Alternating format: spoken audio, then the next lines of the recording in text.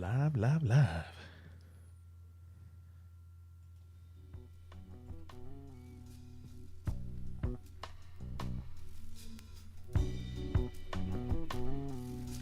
Welcome, everybody. We're about to get started shortly.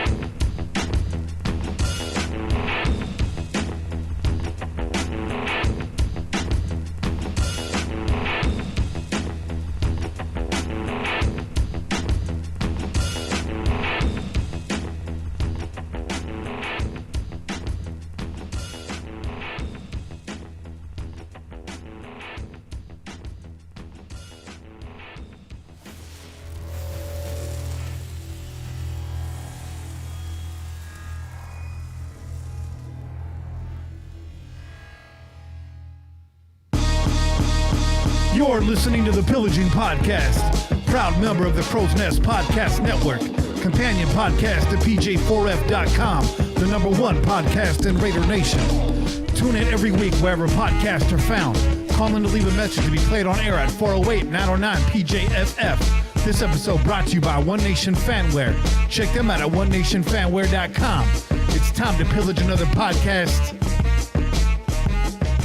What's cracking, Chuck? Oh, you already know, man. It's time for them chelas. And we got bottles over here. We're popping bottles today. Your boy Bobby Wasabi came through with some bottles, bro. Okay, so I'm gonna have to pass this bottle opener over here to my brother. Popping bottles. Popping bottles. Hey, listen, Hermitage. This is a tropical funk American sour.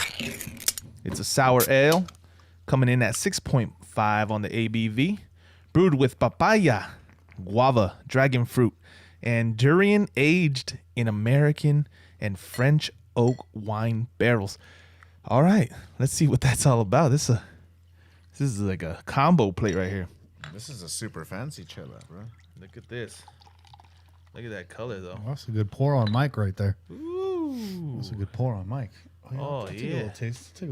Let's see what it tastes like. Seeper. That's a $10 bottle, y'all. Yeah, Taste of the man. glory, bro. Ain't no half-stepping on the Pillaging Podcast. Your boy Bobby Wasabi, he celebrates the right way. Hey, you know. Cheers to you, my brother. Celebration chillas. Oh man, this has a deep color to it. Oh, look at that! It is actually coming up on the screen today because of how deep the color is. So nice caramel color. Let's see what this tastes like. I don't like the durian in here at all. Everything else tastes great. Durian, if you guys don't know, is the smelliest fruit on the planet. on the planet. Is that what that is? It's actually outlawed in some counties because of the smell. You cannot eat it in public. And I could just taste the funk of it on the near back end of this. Everything else is stellar. It's given like a little bit of that bitterness. Yeah, and I'm associating that with the durian. I've never had durian fruit. No, it definitely got that funk in there. There's funk, man. There's some funk on it. Dude. But you know what? I'm not mad at it. Some George Clinton funk, bro. I'm not mad at it, man. This packing a lot of flavor. It's probably not going to be for everybody. But I'm not mad at it at all. I can drink this, man. I can drink this again. And on the I could drink this again. On the date stamp, it says "Funk It." Funk it, funk it. But definitely getting that durian funk on there, which I could probably get used to. I still give it a thumbs up because this is highly original. A lot of sours can taste the same, and I'm tasting every bit of fruit that's in here. So it's good. You know what? Guava definitely helps it out, man. Yeah. I feel like you can get away with this combination of fruit flavors in a beer. Maybe you probably wouldn't be able to get away with it in a different type of alcoholic beverage. You know what I mean? Or a smoothie. Yeah, or a smoothie. Maybe it probably wouldn't work. But in a beer, it gives it a little bit of that, that malty, that dirty. Grammy. It's almost like an oaky taste, bro. Yeah. Like, well, honestly, like just because of the barrel, like it almost does make it taste like kind of like that peach oak. Yeah, that woody note on it. Woody notes. Yeah. For those of you that are tuning in or are familiar with the show, we get a lot of comments about, they're talking about beer. Hey, that's right. What do you do before a game? What do you do? What do we do before a podcast? We crack a few beers, man. That's what you do when you get together with your friends. If you don't like it, hit that little fast forward button. Get right into the action. Yeah, man. Pillaging Podcast, man. It's not for everybody. It's not, man. And I find it hilarious that somehow they find their way into the chat sometimes. Better not bring your kids. But everybody that's in the chat right now is the real deal. Holy Phil, man. We appreciate y'all. Yeah, shout out to Clifford Absher.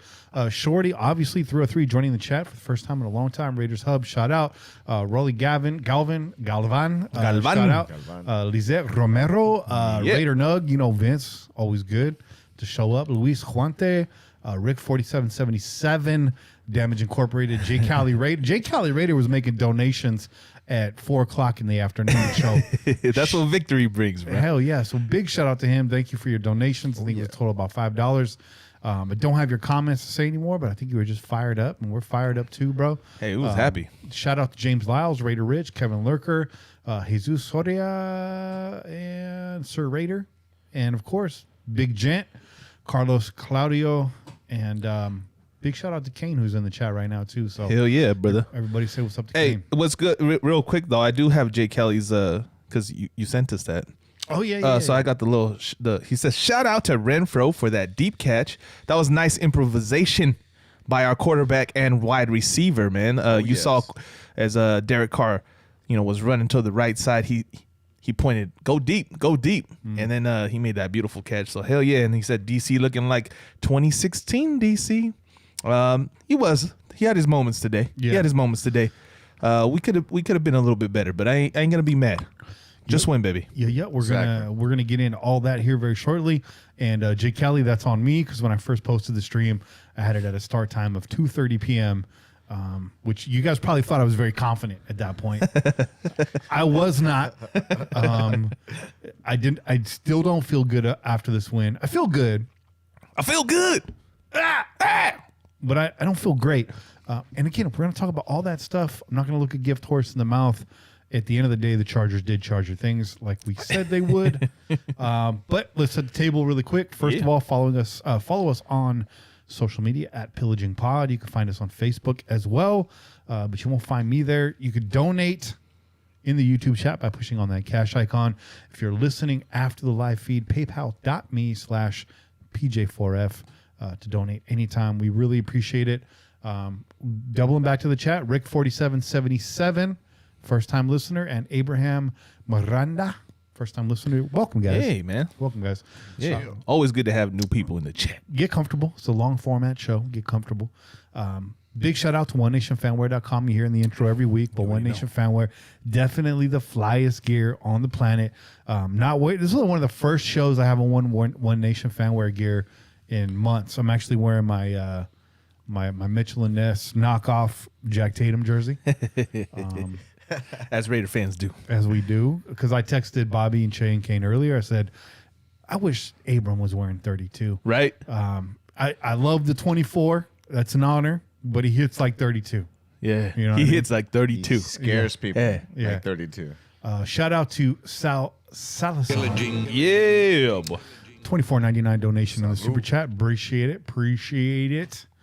Tonight's show, we got quick hits, Raiders news from the week. Of course, the Week 9 post-game breakdown. Kane's Corner, MVP Trash Can Player of the Week. And as we always do after victory, second half of the show, it's on you guys. We're opening up the phone lines. We already got voicemails queued up, and we'll take some live phone calls at that time as well. But for now, we got some quick hits. Hit them, Che. Oh, yeah, boy.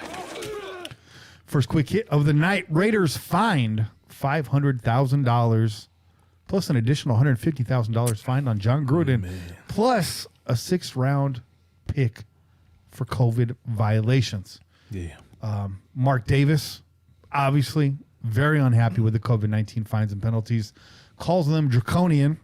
To those of you that don't know what draconian means, it means unnecessarily severe. Yeah.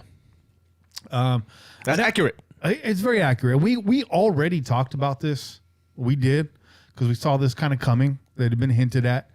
And, I was quick to point out the Tennessee Titans, who caused, 2 teams to delay games, the NFL to shuffle around their schedule, had, over 16 players and personnel test positive, took them over 2 weeks to get their house in order, and yet they walk away unscathed.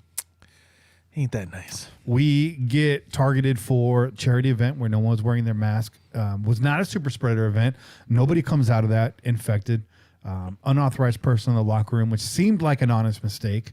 I don't think the Raiders are just hip to allowing unauthorized people in the locker room.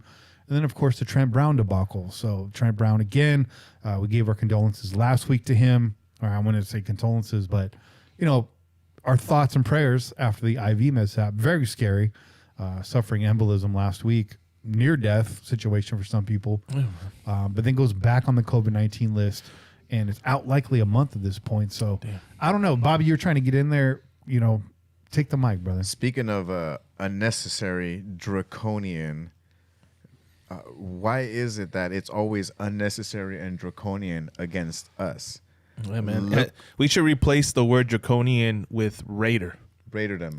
Dude, Just just raider, bro. Raider, Like, dude. Because they always do us that way. because everything's unnecessary. Everything that happens to the Raiders is always unnecessary, NFL.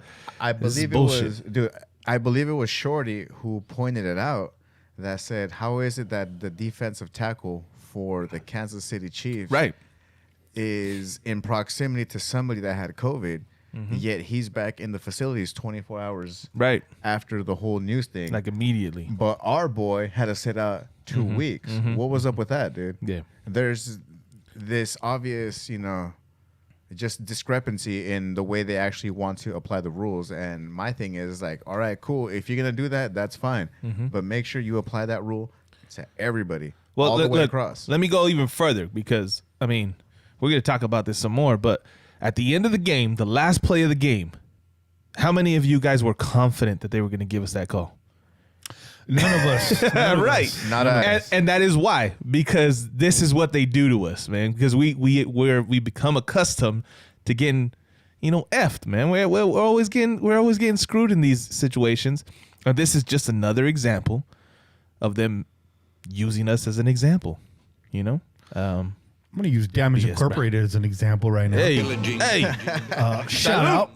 Salute, Damage. Damage Incorporated donating £5. £5 in the super chat. Hey, man. Yeah, basically that call going our direction cost us a 6th-round draft pick. That's what we got to give up to get these gifts in the NFL. But to be fair, I think the Zebras have called it our way more often than not this season. Yeah, I'm not gonna disagree with you there. We've had some problematic calls still. Yeah. Still. So that's pretty much it for quick hits this week. I'm going to give you guys a quick injury update. As it stands right now, way too early injury update. As you guys know, Trent Brown inactive again, back on the COVID list. Colton Miller was also inactive for today's game, and we're going to talk about the offensive line and their injury struggles and the next man up syndrome on the O-line, and it's going well. Josh Jacobs missed some practice this week with illness.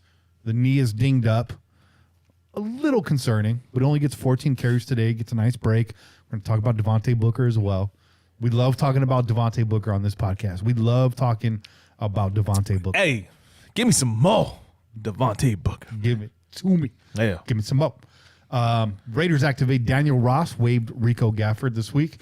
And, of course, today's game, Ingold goes out in the second quarter with a rib injury. Trayvon Mullen exited the game in the second half with a hamstring. Very concerning because our secondary needs all the help it can get. Yeah, ain't no lie. And that is no lie. Way too early injury update post-game. Got a lot of silver and black facts here. I think we're just going to sprinkle them in like we've been doing. Hey. Before we get Kane on the phone, anything you guys just want to throw out there into the atmosphere, talk about before we take this first break? We just got in, so. You know what, man? No, I think it's always best when we all get what's on our minds off during Kane's call. So I think that'll leave for some good discussion, man. I'm gonna save all the little things. So I know Kane's gonna come on. He's gonna bring the fire, and he's gonna remind me of some things that happened in the game as he's talking. So all I have, all I have to say is, it reminds me of my favorite actor, Toretto. Says, "You win by an inch, or you win by a mile, but a win's a win." And I always remember that from the Fast and the Furious. And he's not actually my favorite actor. And with that, we're going to take a short break, and we'll be back with Kane's Corner. Yeah.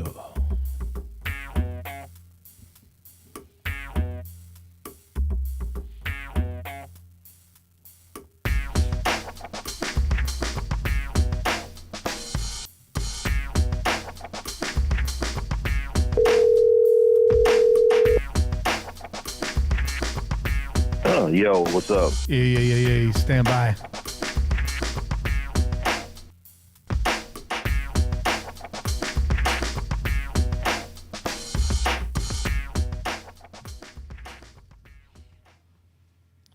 And we're back with Kane's Corner on the phone right now. Hey. Everybody's favorite uncle, Raider Kane. What's up, Kane? What's up, fellas? How y'all doing tonight after this close one we just sat through, these heart attacks we just had? I feel 10 years older right now. I'll tell you that. That one wore on me. Real quick before it, let me get this out of the way. Shout out to Jay Cali Raider. Jay Cali says, send Tom Cable a chill out for having the O-line on their A game today with 3 starters missing. And that's a great comment, Jay Cali. That gives us a jumping off point. Raider Kane going into this game, I wasn't too confident. You had Brandon Parker starting. You had Denzel Good, which I'm good with. Yeah. And you had Young, who's actually been playing well too. All 3 of those guys been playing well, but never a good feeling going into a game. Pretty much down 4 offensive linemen if you count Richie Incognito. What were your thoughts going into the game? What are your thoughts coming out of the game with these backup offensive linemen now doing big work for the Raiders? That's a good question. Well, going into the game, I kind of thought, it was going to be what it was. Even if we had our starting lineman, it was going to be a close matchup. San Diego, they've been running a pretty good offense. They've been playing, pretty good throughout the season. They've been in a lot of close games with a lot of good teams. So, even if we did come with our starting line, I still think the defense would have made the game as close as it has been. But speaking on the backup linemen, everybody played well. Brandon Parker is surprisingly developed. It seems like he's come along. He's not making big mistakes, giving up, whiffs on the defensive ends, holding up his own. And as far as Sam Young goes, I think it's time for him to take a seat. And Denzel Good is Denzel Good. He's been solid all year. So yeah, good. Good is bueno, bro. Mm-hmm. He's good. Facts. Shout out to Pete. Pete says, Pillaging Pete. He says, just got the notification you guys were live. This is a deep state conspiracy against the Raiders YouTube. I just got the notification too, Pete. I just got it too, Pete. It's YouTube fraud. It's not true. Good comments, Kane. I mean, great comments. Time for Sam Young to take a seat. I would love for all these guys to take a seat and have our full complement of starting offensive linemen in there. But I guess that's my question though to not just to Kane but to everybody. Like, if you sit down Sam Young and we have Colton still out, or Parker's filling in at left tackle, who's coming in for Sam Young? Chris Christie. I think Denzel Good can play along the line. Maybe he can't play center, but I think he can play a guard. He can play both tackle spots. He's a utility lineman. So absolutely. You may not have that same Denzel Good. I would security as you would have with a Trent Brown or even a Brandon Parker at right tackle. But I think Denzel Good can hold his own. No doubt. Right tackle. No doubt. Look, I'm not even arguing that fact, bro. You're absolutely right. Denzel Good can play right tackle. As a matter of fact, if Incognito was playing right now, I would put Good at right tackle because that's where he was when we started the season without Trent Brown. He was out there playing right tackle, and he held his own, and we were happy with that. Mm-hmm. So, absolutely, if you could move Denzel Good out to right tackle, that's exactly what the hell I would do. But he's filling for Incognito. So who are we going to put out there for Sam Young? I don't think we have anybody. Without Colton Miller? Yeah, without Colton Miller. I think the only thing. Oh my God, you got an issue right there. Yeah, that's a big issue. You got a problem. And that's the only reason why I think Sam Young was in there today, because we had no option, bro. Because I think Sam Young is banged up. He's beat up. He should probably be resting just like everybody else. He should be on the injury report too. But because of the starting offensive linemen that are missing, he had no choice. He had to go. And we saw at the beginning of the game just getting mauled. He was getting driven back, just getting beat up. And I was like, why are we passing the ball? Run the ball, please. I'm not going to lie. I was actually happy that we were running it towards Brandon Parker's. Oh, yeah, no. That's what I was saying. That's crazy, right? Yeah, I honestly didn't expect to see that. But at the same time, it's like I said it, man. Mm-hmm. Young reminds me of Colton Miller from last year because the same thing, too. Colton Miller was underweight. He struggled a lot, but because he was rookie. I would say rookie Colton Miller. I wouldn't say last year Colton Miller. Sorry, rookie. Yeah. Rookie Colton Miller because of that. And that's the one thing I've noticed with Sam Young as well. It's like, see, look at that, dude. He's hurt. He's underweight. He just needs to beef up a little bit, and then he'll be able to hold his own. No, absolutely. I think he's gaining some great experience because this is gonna propel him, right? But right now he's undersized. He's beat up. He's injured, and he's just hanging in there. And he's gonna look bad on some plays. They're gonna make him look bad in some plays, man. We tend to forget Sam Young is a veteran. Sam Young's a veteran? He's not a rookie. Yeah, Sam Young is a veteran. Really? I think Sam's got like 4 years in the league. Is that right? Something like that. Okay. God damn. Yeah, so he's a journeyman lineman. He shouldn't be starting.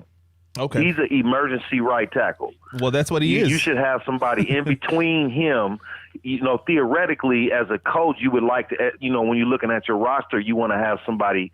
You don't want to. He want to be your last person you go to. You know what I mean? And I guess essentially he is the last person we have for us to go to in situations like this. But he's a veteran, man. This guy is developed. He is what he's gonna be. Yeah. There's no getting better, in my opinion, for this guy. He shouldn't be starting. He is, and it is what it is.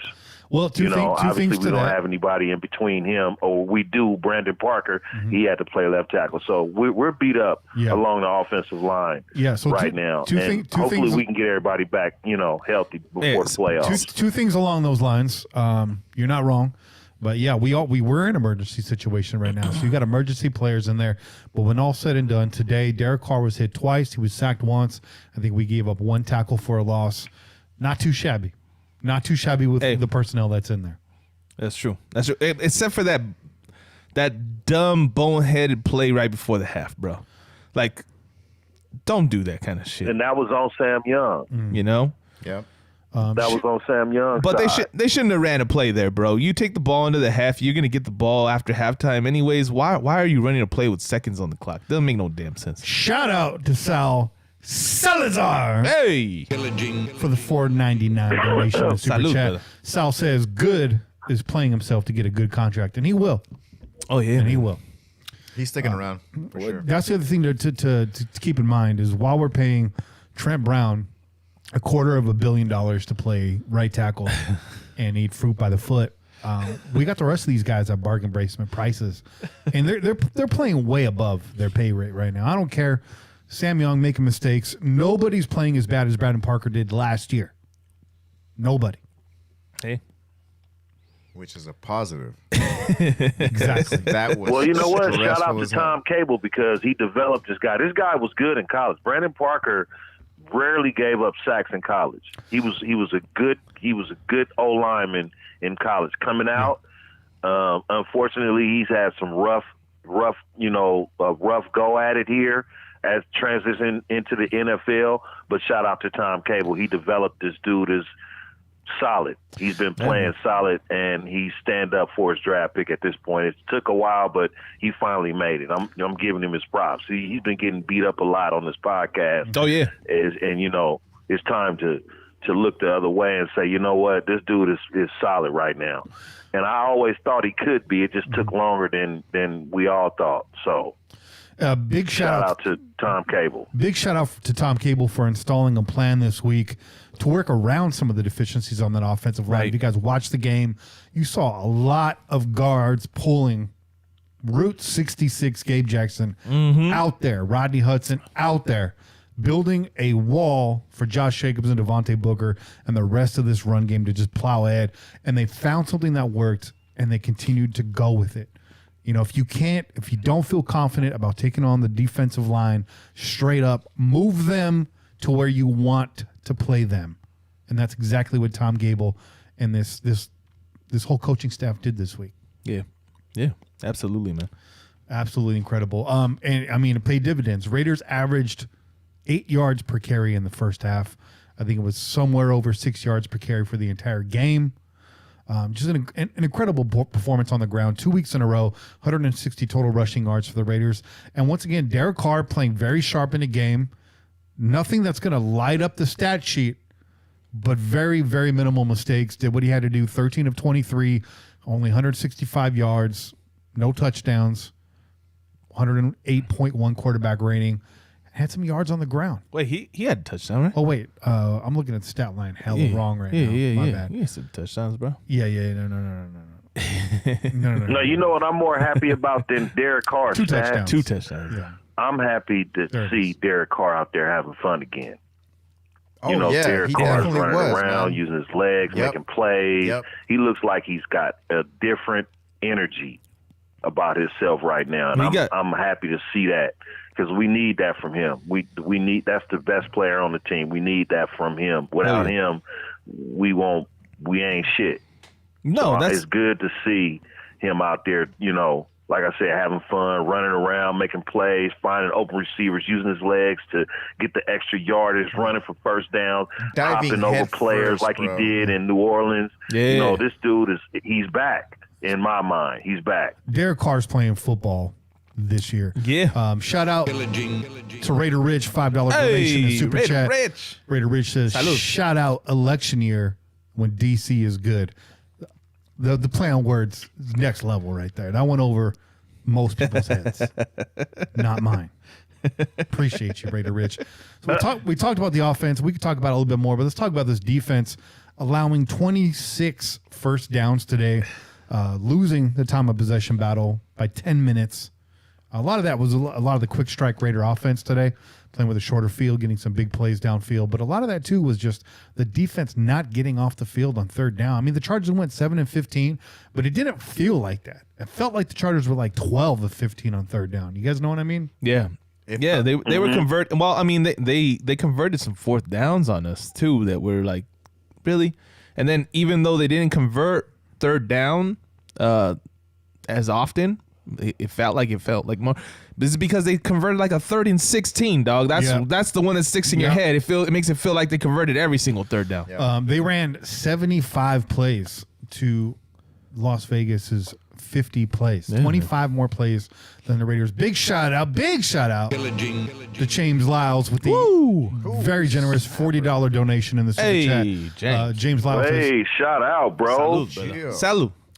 James Lyles says Abram is laying big hits. He has at least one highlight hit every game. I hope These are facts. I hope he's a Raider for life. Abram is a Raider for life. Even if he goes somewhere else, he's still a Raider. I think if Abram leaves, he's coming back. He's like that type of Raider. You know what I mean? But not talking about that. Let's talk about this Raiders defense. Talk about this Raiders secondary. Let's talk MVP. Let's talk trash can player. I feel like both of them might be on the defensive side of the ball. Raider Kane, let's start with the bad news first. Who's your trash can player of the week? Back it up. Your Reggie Nelson trash can player. My trash can player is not an actual player of the week. I'm gonna do a little different this week. I think I texted you that, Kenny, earlier. I'm gonna say Gunther is a trash can player of the week. This dude almost gave up the game. His defense cannot get off the field when they're supposed to. They don't want it. It seems like you don't want us to win a game. You can't even play simple defense to stop short yardage, even on situations where this team, we had it was 1 minute and some seconds left in the game, and you let this team with a rookie quarterback with a bad offensive line, the worst offensive line in the league that allows pressures, to run downfield like there was no defense out there. They almost beat you. Yeah. Paul Gunther, whatever defense you call him, whatever scheme you running, it seems to me the players are not responding to it. You are the trash can coach of the week. You almost fucking cost us this game, bro. First of all, that's just how I feel about it. Way too much zone defense. Yeah, to go up against this Chargers offense, especially with the personnel that we have. I don't know if some of that in the second half was related to Trayvon Mullins' exit. Mullins been great man-to-man. Maybe him going out, they go into the zone. But regardless, we're talking about the defense getting off the field. Can Corey Littleton get on the field? Where the fuck are you, bro? Worst investment. I'm blaming that on Gunther, and the fact that the D line is not getting any pressure. He coming from a team where they had one of the best defensive players in football playing in front of him. So his adjustments to our defensive line as opposed to the Rams' defensive line hasn't worked in his favor. So that's a part of being in this defense. It's everything, the way some of these guys is playing out of, with the Nassib and all these guys, it's all about scheme. They was playing good on other teams. You can't tell me that you was good last year and the year before, but now this year you just shit. Yeah. It's got something to do with scheme. And he was quoted in an article saying, I can only do what's coached to me. Right. And to me, when I hear that, I'm saying, and when I hear that as listening from a player, I hear that as saying, I'm doing what I'm being coached to do. If it's not something that I can do good, I'm doing it because that's what I'm told to do. Right. That's not somebody that sounds confident in what the scheme is and what he's being asked to do as a player. You know what, so though? We can say, whereas Littleton, you've been hiding all year, but we can also look at the defense as a whole and the coach, the defensive coordinator. I think. Well, here's the deal. To me, though. we got to start right there with some of these players. Here's the deal, though. Nobody was trashing Paul Gunther after the Chiefs game. The defensive line today, Cleveland Ferrell by himself hit Herbert 4 times. We got a couple sacks. And Corey Littleton can say that all he wants. What I hear is a player with zero accountability. Because right next to you is Nick Kwiatkowski with 13 tackles today, followed by Joyner with 12. Corey Littleton, where the fuck are you on the stat sheet? If Nick Kwiatkowski can do it, getting paid half as much money as you, we need 2 Nick Kwiatkowskis, and it feels like we already do because that guy is all over the place. Weren't you the one that said that Kwiatkowski was going to be the standout of those 2 pickups? Yes. Yeah. Yes. That's funny. And shout out to the good doc. Shout out to the doc. For the $20.99 donation and super chat. He says the Corey Littleton trash can player of the week is Corey Littleton. Former wide receiver Isaiah Johnson is more of a willing tackler at times. And shout out to Jay Cali Raider, spreading his money out, betting every number on the table. $4.99 donation. This is like your 4th donation tonight, bro. We appreciate that. Now, if we want to throw, if you want to throw a trash can player out there, I mean, just we can say, like we did with Reggie Nelson, we could have said Reggie Nelson was a trash can player every week. But if you want to throw a trash can player out there, you can throw Moreau out there. Moreau is a tackle missing motherfucker. Bro. You know what I'm saying? And then when you in wide open field and you on film and you miss a tackle, like everybody can see that shit. You know what I'm saying? So real these quick, are though. obvious. I want to talk about some missing tackles because I'm going to go back to the good doc's point, bro, about Corey Littleton not being a willing tackler.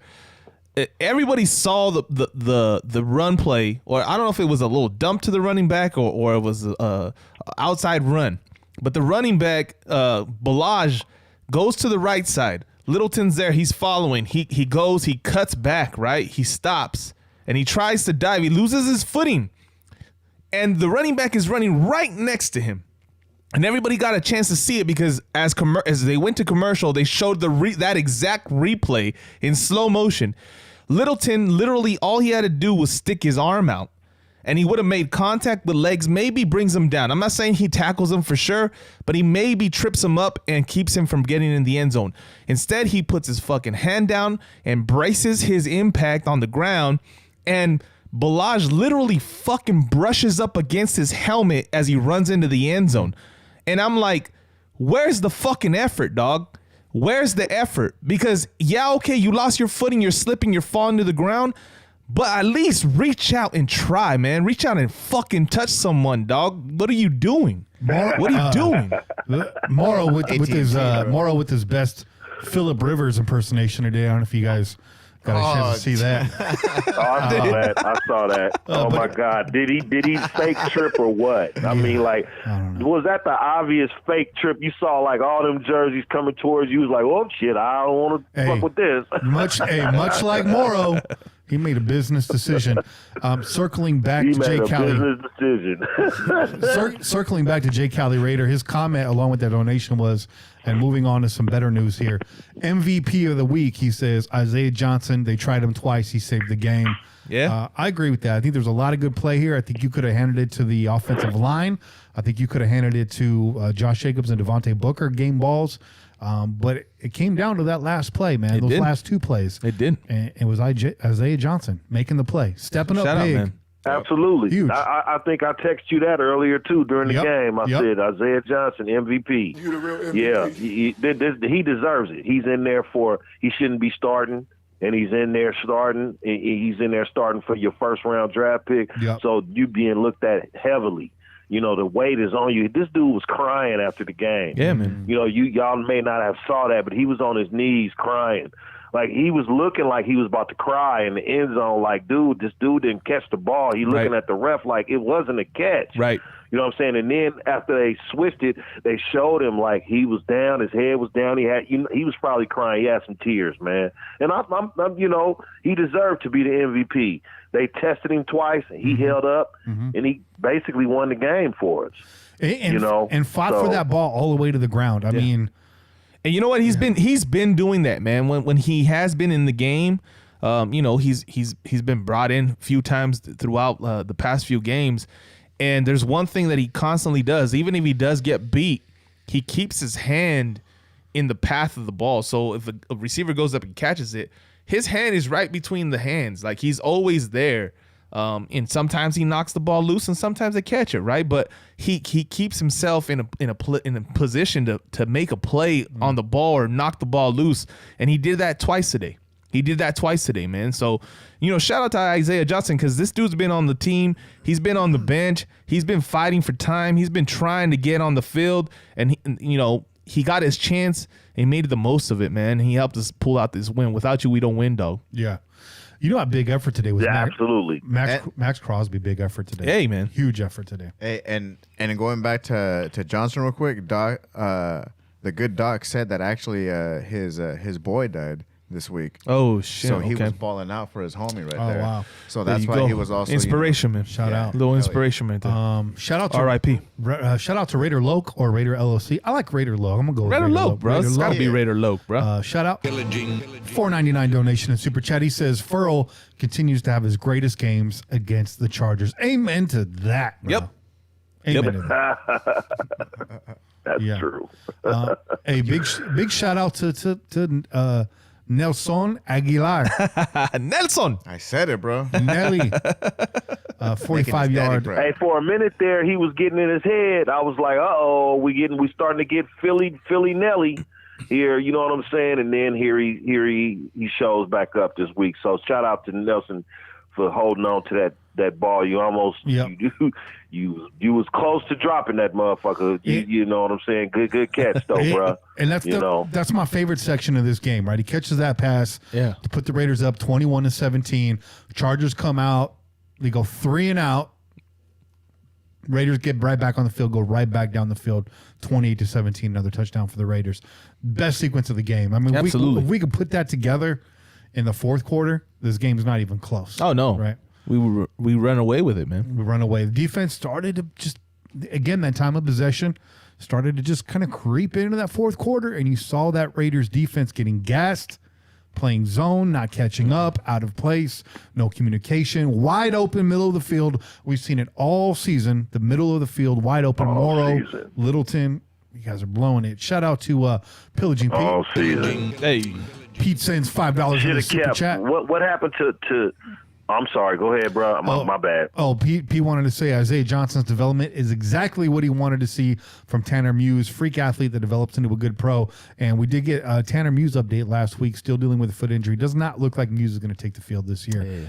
Go ahead, Kane. No, I just had a brain fart. I fucking forgot dude's name. The other linebacker that we drafted in the 4th round during the Jack Del Rio area, I thought was a better linebacker than Moreau. I can't think of his name right now. I have to look it up. But we cut that guy and we kept Moreau. I think that we should have that should have been the opposite. The other guy was better in coverage and a better tackler too. So what the fuck was his name? I don't want to take up air time. We'll get back to it. I'm trying to look it up right now. Hey, it's all good. It's all good. I felt really good in every game this year. I never felt like this team was out of it. Even in that Bills game, didn't feel like we were out of it. Maybe the Bucs game didn't feel good. This win, though, I mean, coming down to the wire in the fourth quarter, I'm like, this is like the 2018 Raiders is how I felt. I think Markel Lee is who you're talking about, or Corey James. Just another DJ, thank you in the chat. I was thinking Corey James, but I think Kane's referring to maybe Markel Lee. Markel Lee, there you go. Markel Lee, man. That's what I'm talking about. Yeah, I just did not feel good, especially because these Raider games. Yeah, Chargers are going to do Charger things, but Raiders do Raider things in these Charger games. These Charger games are always weird, right? Well, not only that too, but if you think about it, this was the one time that the Chargers actually had home field advantage. Right, because nobody was in the stadium. There was no fans. That's pretty right. Bad when the only time you can get a home field advantage. It is. I was thinking that earlier, Bobby. Like that's embarrassing. You can only get a home field advantage if you let nobody inside the stadium. Like no one's allowed. You know what? That's a damn shame. That's what it is. Hey, it's not. Well, if you think about it, bro, like we have two brand new stadiums, bro. We have a stadium in LA, and then we have the good one in Las Vegas. You know what I'm saying? There you go. Hey, somebody posted up a tweet with the image of the LA stadium, and then on the top it said vacation home. And had the Raiders emblem on it with the L symbol at the bottom. That's a summer home, dog. That's a summer home when it gets too hot in Vegas. La tanga.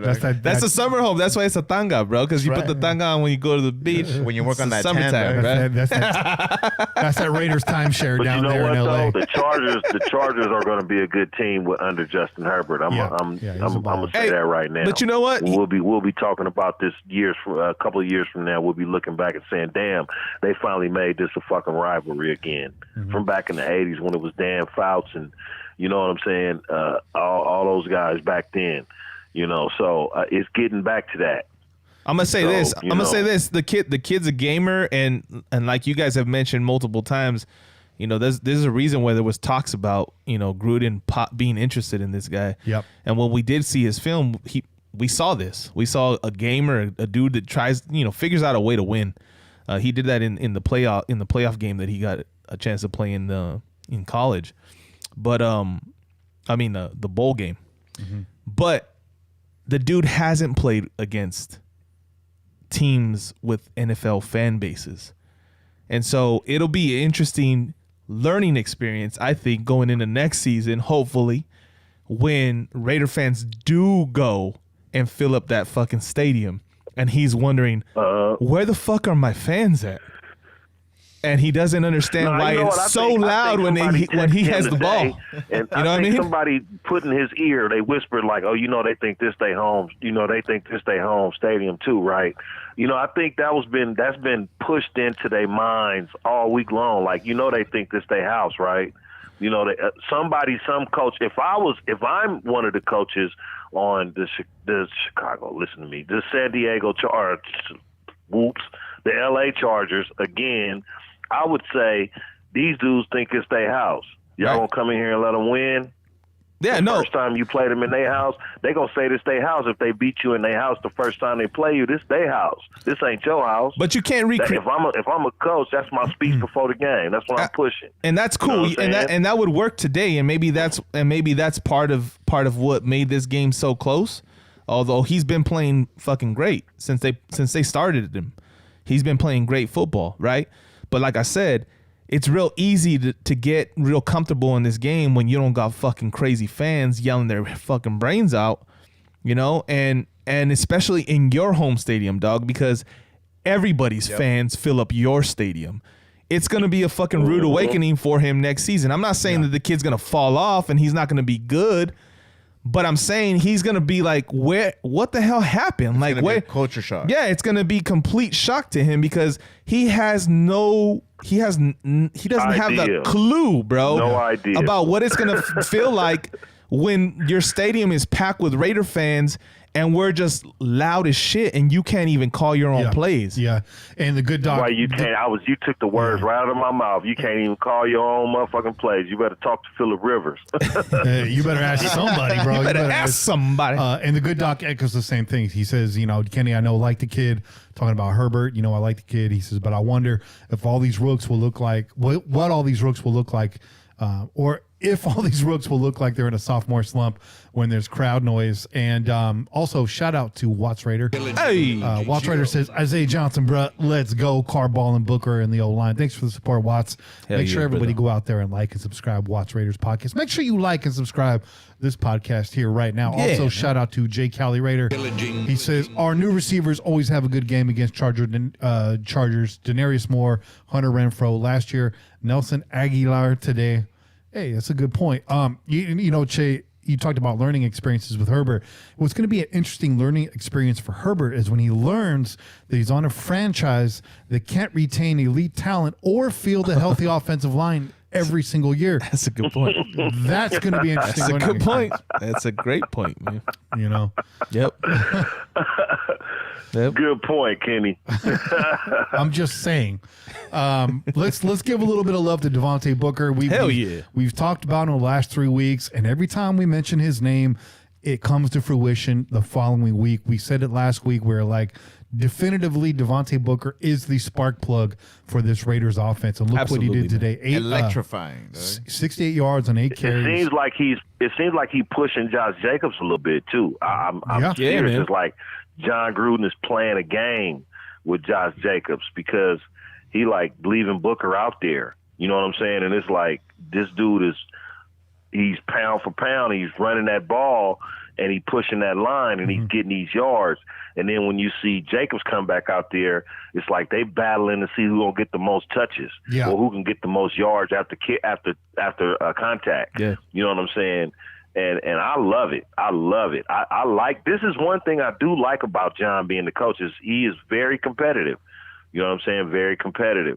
And what even with our first round draft pick, like he's not seeing the ball and seeing the plays come his way like he should. He's not picking up this offense like he's supposed to be. There's something. Excuse me, that was my dryer. Sorry about that. He's not picking up the offense like he should be. There's something wrong here. He's not getting the looks he should be getting. And I'm looking at it like it's one of these competition things.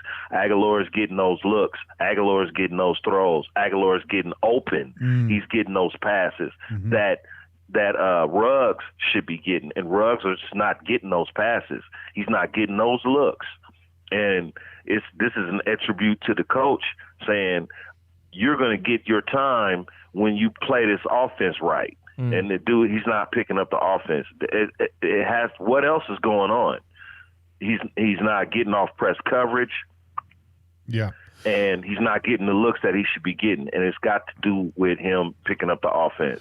Well, I mean, having a legitimate, bona fide spell running back at Devontae Booker, invaluable. Last year, Gruden and company took a lot of flack for running Josh Jacobs out there, 27-plus carries a game, rookie season. Dude hits the wall, walks out of last year, super nicked up, ice bath. Last week, Josh Jacobs, 30 carries, 28 carries, something like that. And what we were saying, we'd love to see more Devontae Booker at the end of the third quarter, like NBA minutes, right? Yeah. Get him out there in the third quarter so the starters can come out fresh in the fourth, and that's exactly what we saw today. Yep. It's exactly what we saw today. He's our Derek Fisher, bro. You know what? Andre Iguodala, bro. The only time this is an issue is when you're playing fantasy football, yo. Okay? When this is your team, okay? That's the truth. Those are facts, okay? The only time that this is an issue that you have two running backs that you could throw in there and fucking make something happen with is in fantasy football, because you got one of them and you're like, I need them goddamn points. But when it's the Raiders and you're a Raider fan, it's all gravy, dog. Like, I don't care. Whoever's fucking killing it, whoever's got the hot hand. Don't pick Raiders. Right. That's why you don't pick a Raider to be on your fantasy team. Exactly, man. I read. Why are you guys calling out my fantasy team, dude? When the hell did this become like a fucking intervention, dude? Like, Bobby, you gotta think about your fantasy picks, man. No, but listen, this is great, because exactly what Kenny's telling you. Last season we ran Jacobs into the ground. And I mean, for good reason. Like, he was by far the best running back and the best weapon we had on this team. Him and Waller, right? So you ran him. You used what you had, right? But now you got some more weapons. Now you got a running back that can go out there and get you, another 40, 50 yards on minimal carries. You do that. You save your guy's legs in your fuel tank. Exactly, man. And light your tank up. That's what I'm saying. Your tank up, because you're looking at him out there doing shit that you want to do. Right. You know what I'm saying? Motivation. I love it. Motivation. Love it. Yeah. Yep. Just to kind of get serious, guys, this was a big week. It's election week. Everybody voted. Yeah. Most of you guys voted from home, and this has been months in the making. And I'm curious to hear what your thoughts on the outcome of the election was, Kane. We had Jim Otto versus Kenny Stabler for the greatest raider of all time. And I love it. Did the mail-in ballots come in? Hey. I love you. I'm like, you're not going to talk about this election, is you, for real? No need to worry about the postmaster, bro. I'm about to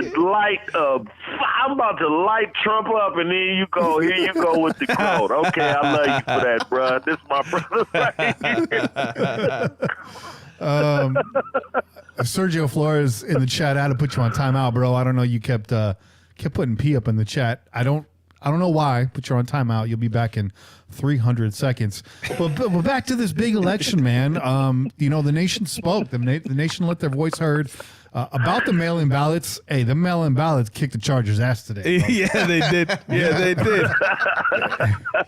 they did. Son. The mail-in ballots were like Kamala Harris. They're like, excuse me, I'm speaking now. All right, that didn't go over. The mail-in ballots was like end game at the end when all the people came, when all the superheroes came running. Oh man, for Thanos. Hey, this was a great week for fucking memes, dog. Yeah, if you were on Twitter, dog, it was a great week for memes, awesome, bro.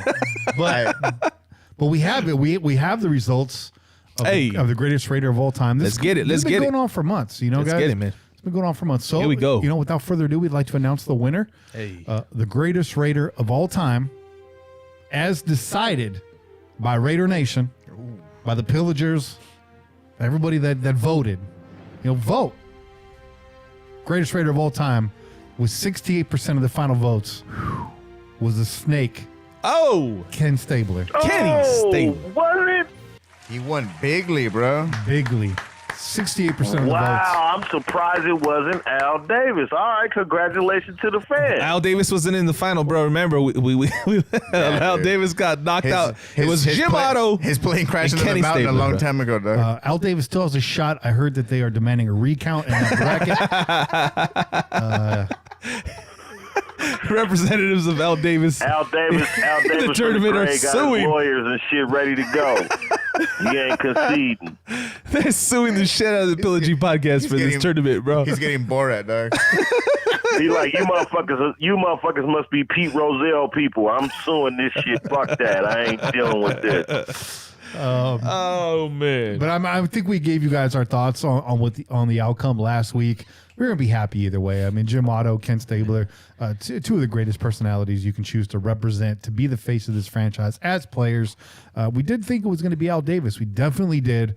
But hey, if you had to throw out front office and stick to players, I don't think there's any two better Raiders to represent us in the finals than Stabler and Jim Otto. We lost a lot of greats along the way. Go ahead, Bobby. I actually had a write-in candidate, Doug. Uh-oh. I had Malcolm in there, bro. But obviously, I was the only one that voted for him.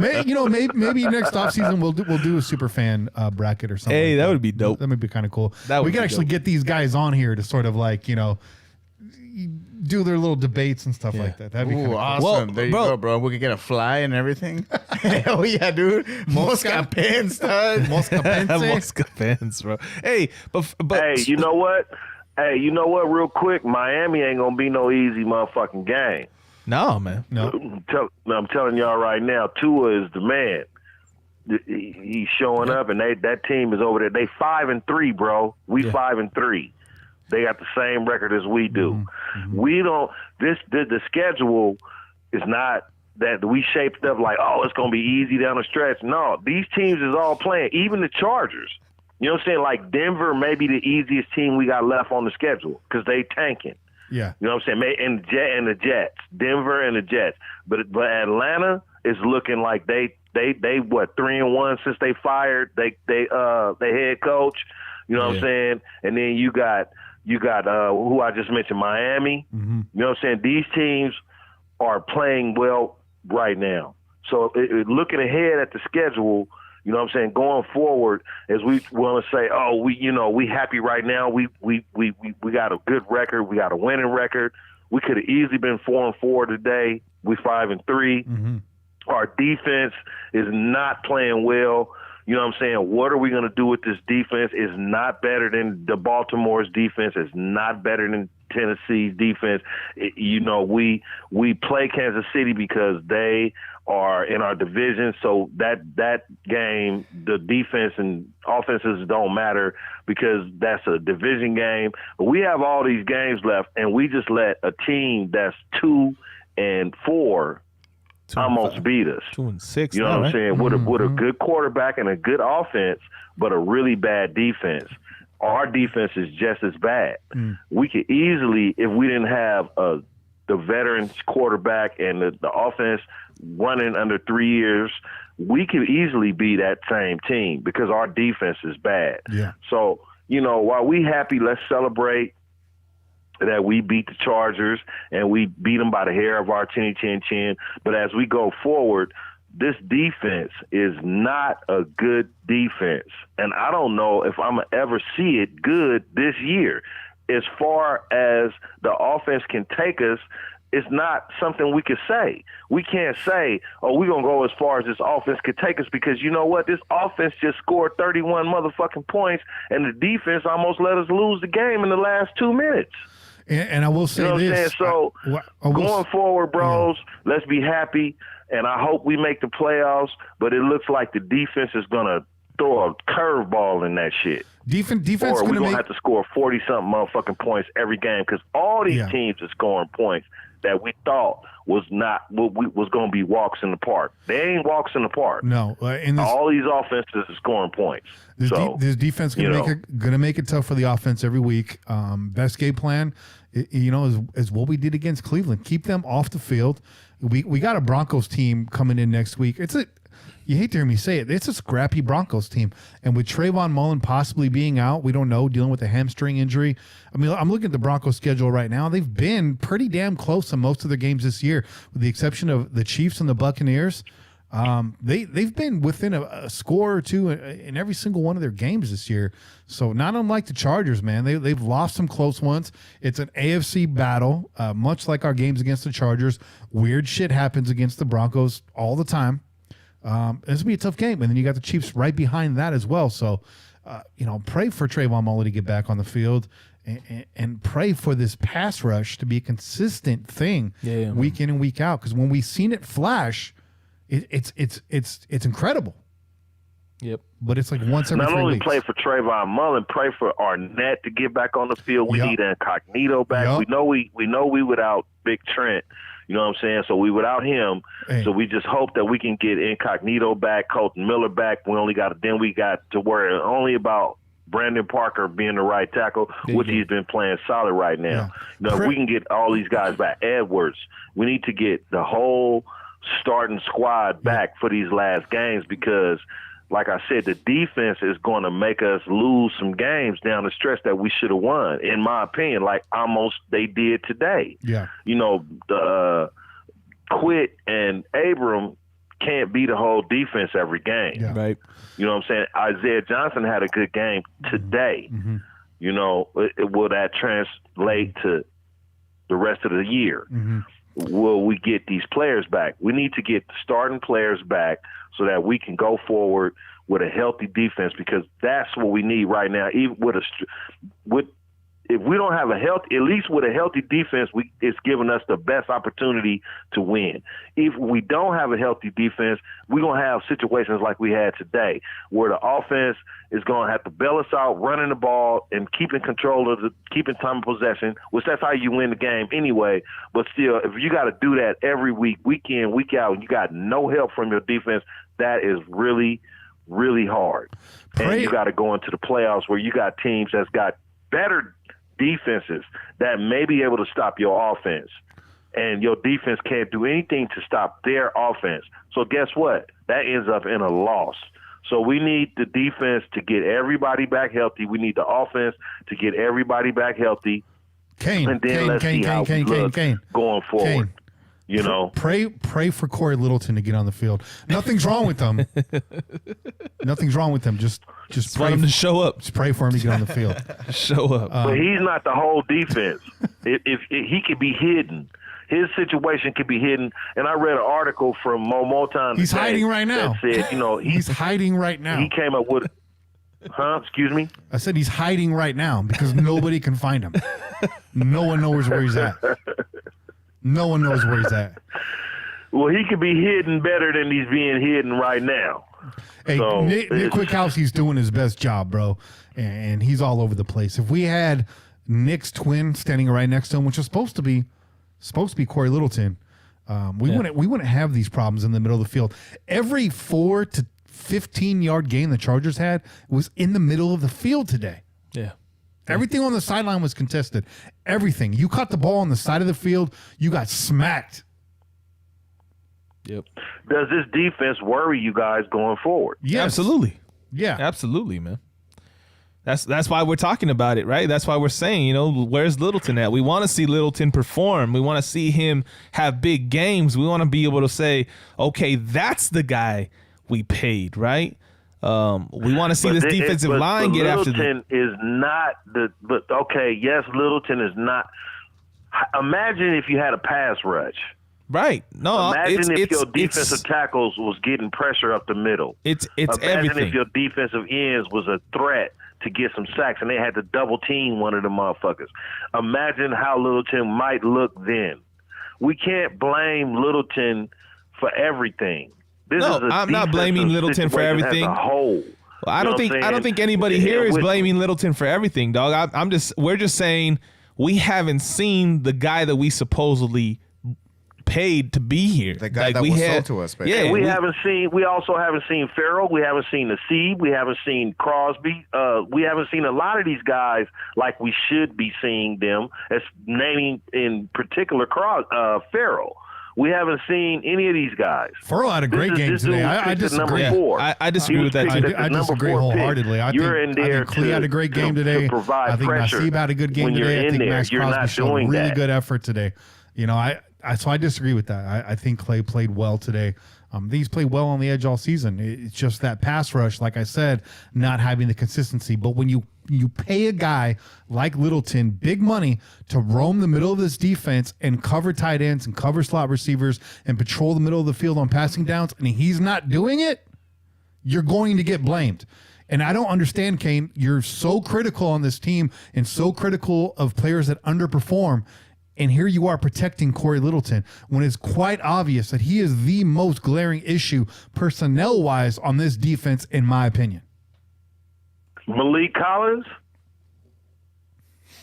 Malik Collins is not there to defend the middle of the field.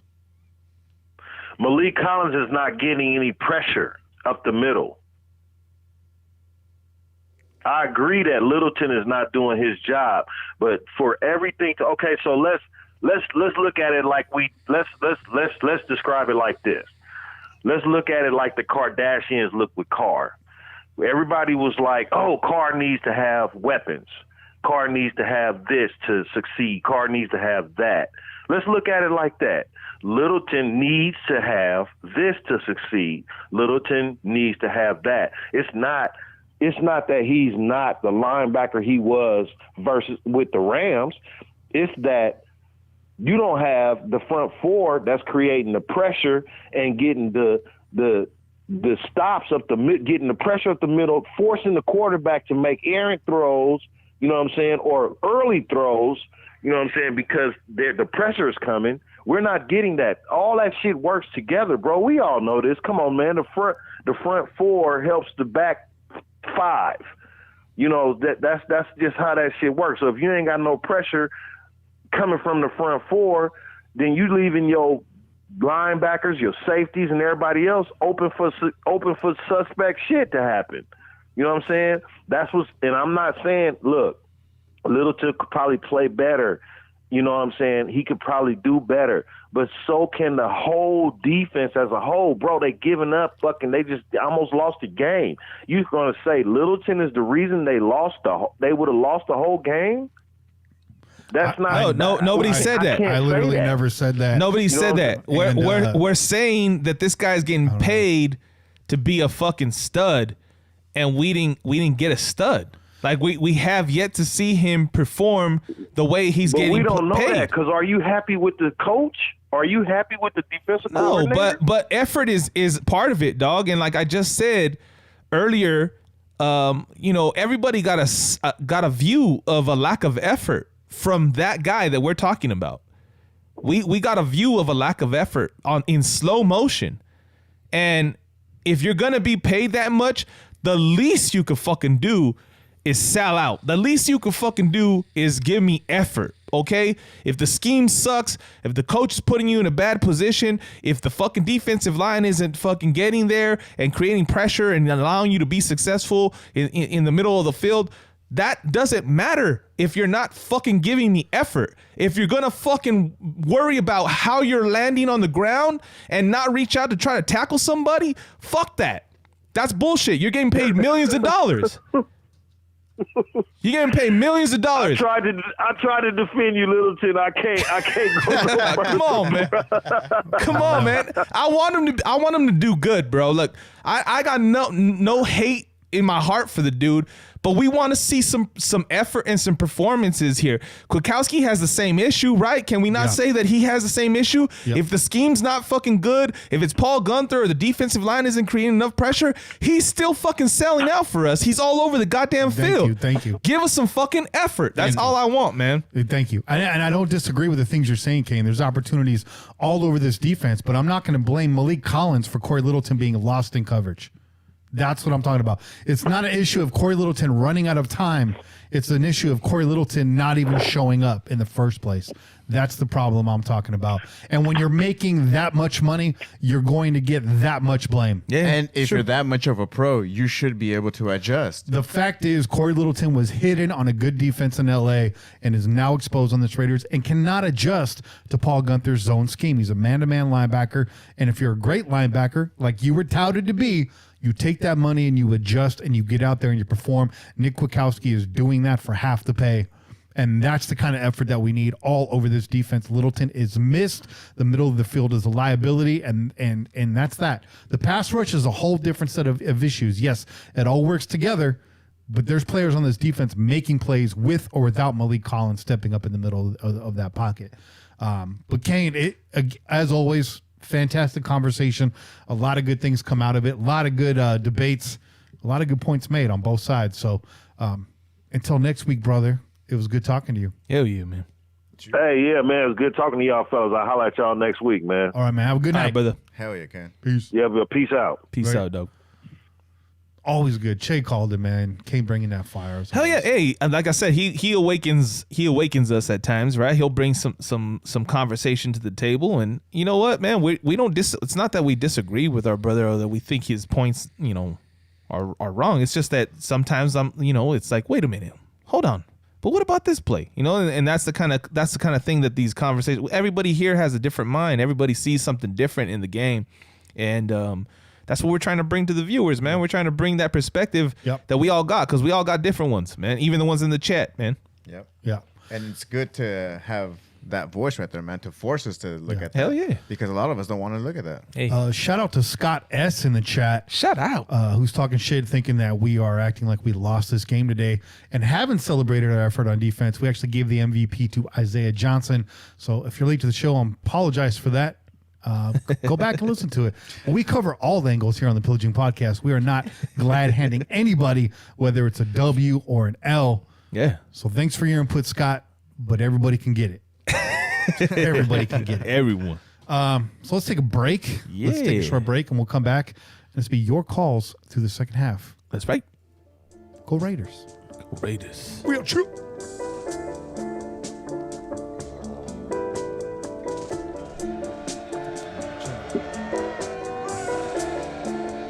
Sound roll 66.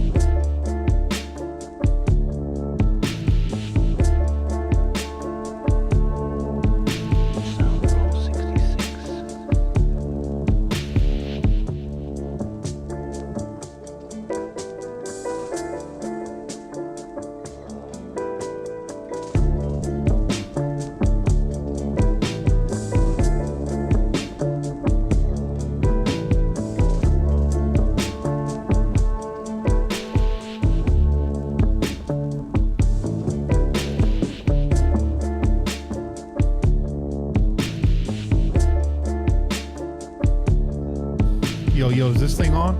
Hey. This thing on? Hey.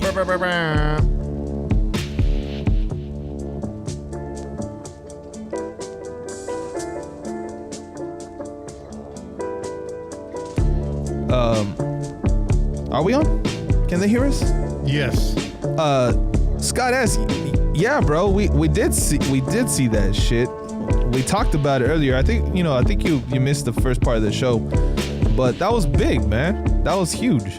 And we gave Johnson his props too, because dude's been on this team for a while now, fighting for his minutes, and he gets on there and he does his thing, man. He saved the game. And it touched us too, brother. Just a piece of advice, Scott, because we love you.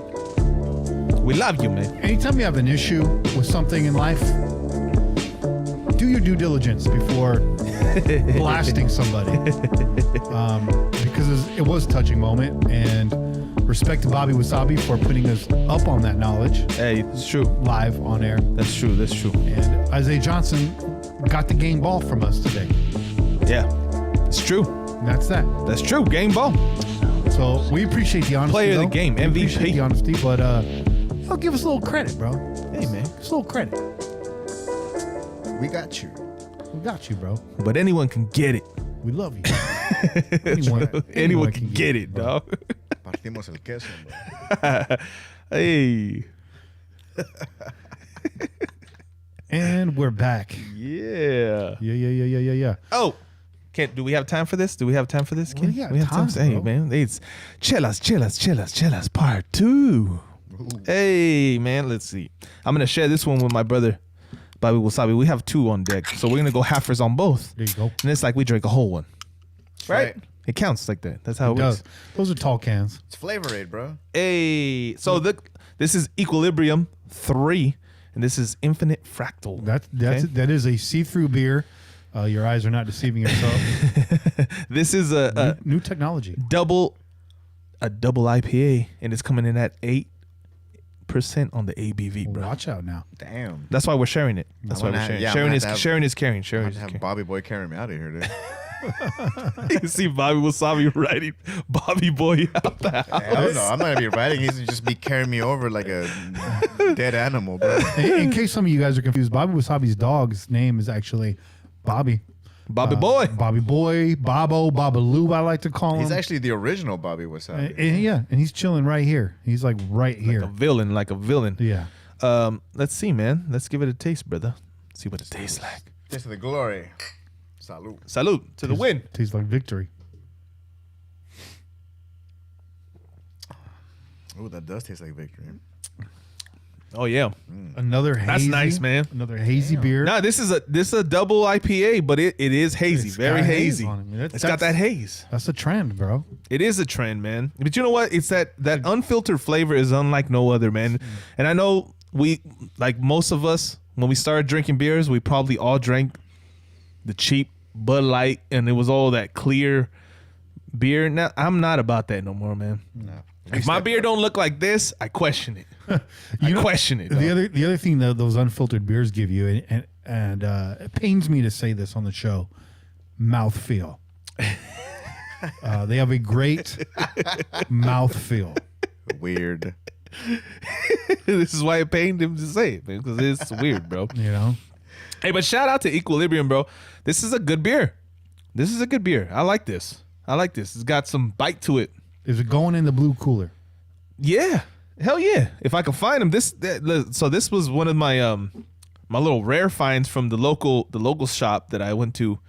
They have a nice variety of brews up in that fridge, but you know, it's one of those things where they probably only buy a limited amount, and then you're probably not gonna find it. So that beer versus Tropical Funk, who's winning? Oh, this one all day. Yeah. I like the bite on this, and this has just that full flavor IPA, man. Like, I'm an IPA guy. Sours, I'll drink them. Stouts, I'll drink them. Any beer, I'll drink it. but I'm an IPA guy. So if you give me a good double IPA, got this flavor, it's packing some punch, it's got some bite to it. Mouthfeel. It's got that that mouthfeel. Then I'm going to choose the IPA, bro. You already know. Come to the tailgate, your boy's going to have an IPA in his hand. And not only that, too, that durian just isn't really it got to you after a while, huh? Bro, like, I'm not gonna lie, dude. That and the aged barrels, they were really like jabbing pretty wild in that cup. Like. Shout out to Kevin Lurker. Thanks for the $10 donation. Orale, Kevin. And just follow up with that saga. Scott S says, cheers to Pillaging Podcast. Hey. I've loved your podcast and your spirit from the Jump Raider Nation for life. Cheers to you too, Scott. We do love you very, very much. All right, so now we're back. We're going to go straight to the phone line. We're going to go straight to these voicemails. Let me get through like 2 of these, and then I'm going to open up the line. So if you're watching live, stand by. We'll announce it. I'll let you know when the phone lines are open. But let's get through a couple of these, and then we'll open up the phone lines. We got we got a little more than half dozen. All right, let's go to the 760. Holy fucking shit. Oh, my God. It's Wap, Kenny, Shane. God damn it, Bobby. That was a fucking game. But our defense, oh, my God. They almost fucking blew it. Oh, thank God that guy had butterfingers and fucked that fucking ketchup. My God. I have no fingernails left. I just bone. That's it. There's no skin, no nothing. They're gone. This is skeleton fingers. Holy shit, that was nuts. I don't ever want to experience a game like that ever again. That was, oh, God.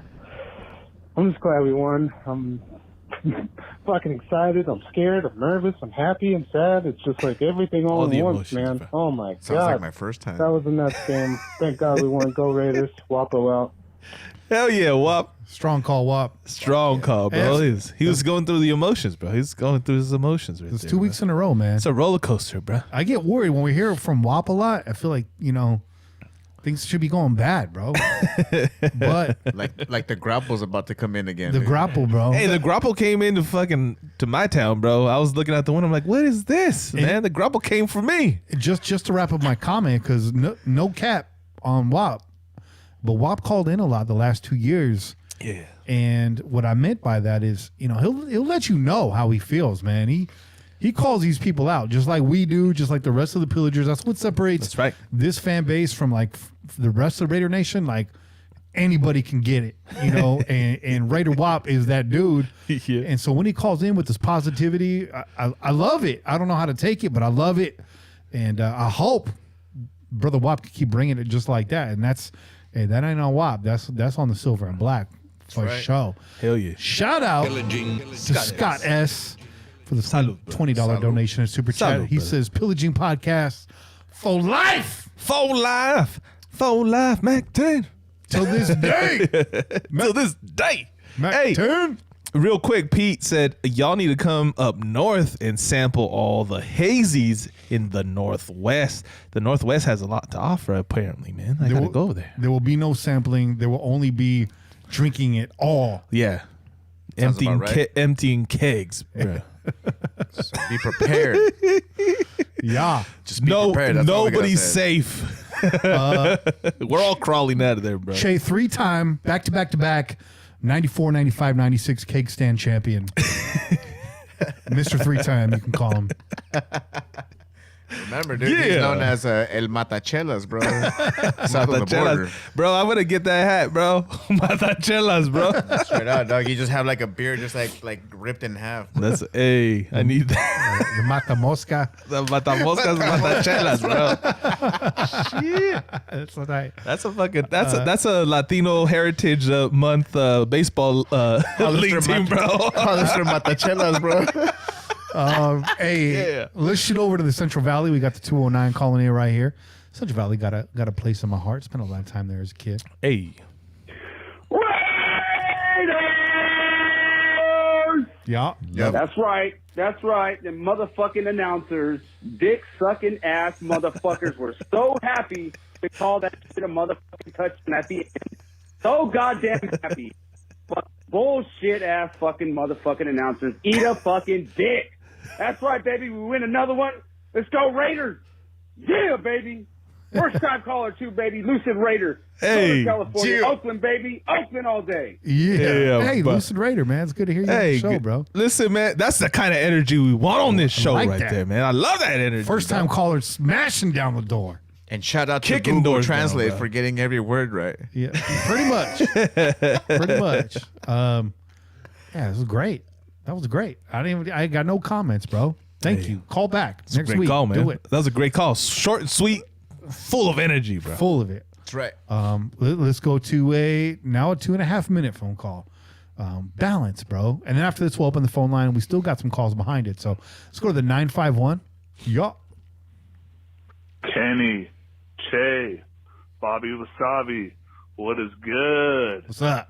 How's it going? I'm Jacob Speck. I haven't got to call in ever, been super nervous about it for some reason. I never get to really watch live because Jacob Speck, you're in now, bro. Hey, Respect. you're in, dog. Now you got to do it on a regular basis. Now dog. you're in, bro. Ain't no need to fear, bro. You just call in, and if you're having a little trouble getting over that stage fright, a little liquid courage, bro. A little liquid courage will get you there. Get yourself a chela or two, and if that doesn't do it for you, ask Bobby Wasabi.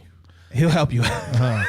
Get 3 or 4 chelas. Right? Plot twist: Jacob Speck's a recovering alcoholic. Che, Oh shit! just kidding. Just be careful, bro. You just don't know. Bad recommendation, bro. Bad recommendation. My bad. I expect nothing less. That's a good point, but this is what I do. Exactly. Okay. Exactly. Let's go. I work as a butcher out here in St. George, Utah. Ooh, Oh, So I've been listening now for, say, a little over 2 years or so. Oh, love man. the podcast, love what you guys do. Appreciate it, man. Watch usually every show. Sometimes, most time never live, but just calling. Figured I finally had a day off. Super excited to watch us beat the Chargers. Nice. Fucking hate those chokers. But, man, what a great game. It was kind of close. Started losing my hair. But fucking Herbert's going to be a problem. So. Yeah. Yeah. But it's good to beat him. It's our first time playing that Yeah. guy. So Yeah. hopefully we can keep it up so he doesn't get used to beating us. But I just wanted to call and let you guys know I appreciate everything you guys do. And, figure I'd call in for the first time and give you guys a trash can player. And I'm going to do 2 MVPs, and I'll explain why here. Okay. Okay. And for the trash can player, it's going to have to be Corey Littleton. Of course. I don't know, man. Some of the plays I see from him, I just don't. He's either behind somebody or having a hard time tackling somebody or just late to the hit. And I don't know what the hell the deal is with that, man. We paid him out, and I'm just not really impressed with what he's got going so far. So he'd be my trash can player. Okay. And then for the MVPs, I would do an offense and a defensive MVP for wins. Fair. And I got to go with Carr on offense because I actually love some of the beautiful deep balls he threw. Yeah. Even the times when they were incomplete, man, some of those balls were just fucking perfect, man. He can send it deep. He always has been able to. I kind of wish Gruden would sometimes let it fly a little more, but it is what it is. And then it would be for defense would actually be Gruskowski. Really quick, I think they are trying to let it fly more. You see Carr now on a lot of these runs or the checkdowns looking downfield prior to that. So I think they are going for those looks. And again, props to Carr for having the wherewithal to not force it when it's not there. And I would say this, I would even attribute some of the sacks that he's taken this year to him looking downfield, waiting for something to open up downfield, because sometimes we're sitting there, we're like, get rid of it, and I think that's what he's trying to do. He's trying to make a play downfield. He's waiting for that receiver to break open. So yeah, they're taking their shots, man. They're not afraid this season. They're going for them. They're taking them, and we've seen a lot of success. So we want to see more of that. It's understandable. We want to see more shots downfield. We got the speed. Throw it out there, bro. Throw it out got there. the weapons. Absolutely. Hell All right, let's continue. I kind of wish Gruden would sometimes let it fly a little more, but it is what it is. And then it would be for defense would actually be Gruskowski. I don't know how the hell to say that guy's name, but No He was Kwiatkowski, bro. all There over it the is. place. That's I Kenny know said. everyone else probably say Isaiah Johnson, which, hey, mad props to him. He was 100% my honorable mention because he did an awesome job, especially late in the game. But Guskowski, as a captain, man, he really showed out there. So I was super stoked about it. And that's that. I'm super glad to call for the first time. Hopefully it makes it to the air. If not, I'm not worried about it. Thanks, guys, for everything you do, man. All right. Raiders. Hey, that was a great call, man. Yeah, I know what you were so nervous about, bro. Very thorough, too. Let's break that down. Energy wasn't high. No. Wasn't low. No. It was steady. Voice was not shaky. Yeah. You didn't trip over your words. Your thoughts were clear. Yeah. You landed the plane. You made several points. You were in. You were out. Great call. That's a great call, man. It's a great combination. We love more energy, okay? And maybe you need to call like right after the game, like right after the win. You know, you call in, you got a little bit more energy, you got a little fire about you because you're excited because you just win.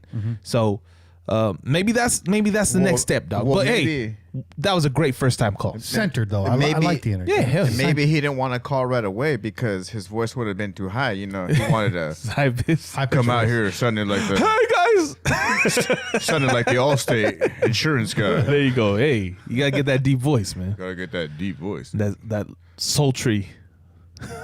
Oh yeah, you're in good hands with Allstate. Great call, awesome. Jacob. Great call, Jacob. I'll put you up with some game though. All right, you're a butcher. Hey, Jacob Specs. It's a cool name.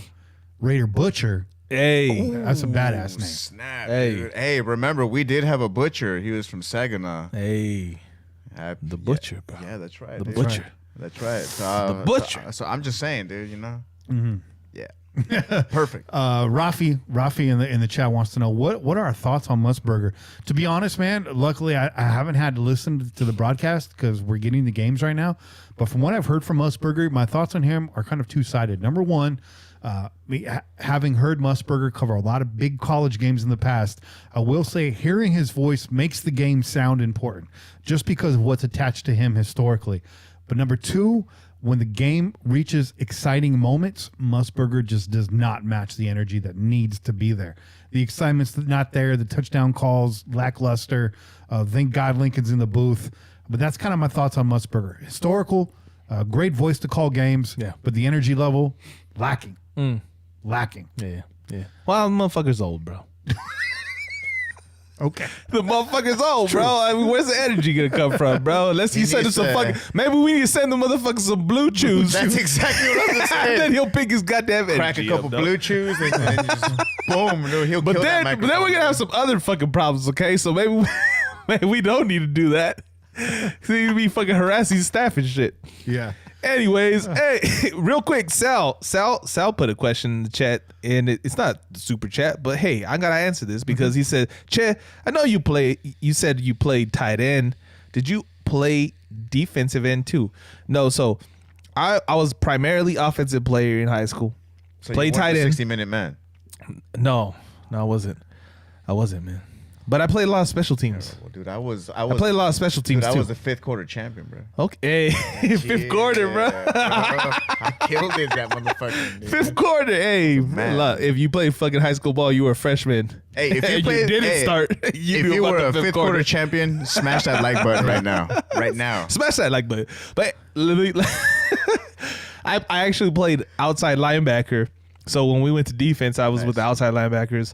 And most of the time, I would just end up playing tight end because the outside linebackers need to learn how to fucking jam the tight end, you know? So I would just be the offensive guy There you go. during practice. But I will say this. I found a love for being defensive end during the motherfucking turkey ball, bro. That's right. When the fucking adults go outside to the goddamn field and they go play some fucking football, playing defensive end. That's why I found my passion for the defensive end. And believe me, I light your ass up. I light your ass up, bro. I come fucking heat. I bring the heat. There you go. Bring the heat. Let's open these phone lines right now. We still got some voicemails here in the hopper. We're going to continue to go through those. But if you call in and you happen to interrupt one of those, we'll put it on pause. We'll go to you live. Again, the number to call in, I'll put it in the chat right now. It is 408-909-PJFF. Hey. All right. So I'm turning it off. I'm sorry. I'm turning Do Not Disturb off. We are wide open. And we'll go to the 408, I believe. That's the 406. I want to say this is Juice. This is not. This is the 406. Let's go. Hey, Kenny. Hey, Che. Bobby Wasabi and my man, King. Hey, this is Raider Tex in Montana. What's up, man? From the 406. Just give you guys a shout out after watching that game. I'm not much of a complainer.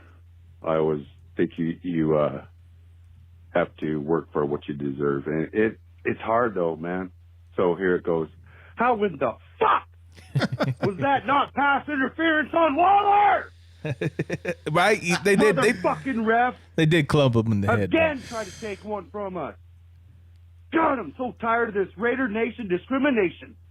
Ah! He made a little rap. Thank God we have the resilience. I love my team. Raiders. Yeah, Raiders! I'm out. I love that call, dude. I love that too, Tex. Beautiful. You had me beautiful. You had me in the first half. I'm not going to lie. When he was like, "I'm not much of a complainer," I'm like, "What are you doing at Raider Nation then?" and then he brought it all together. Then he brought it full circle. That was a great call.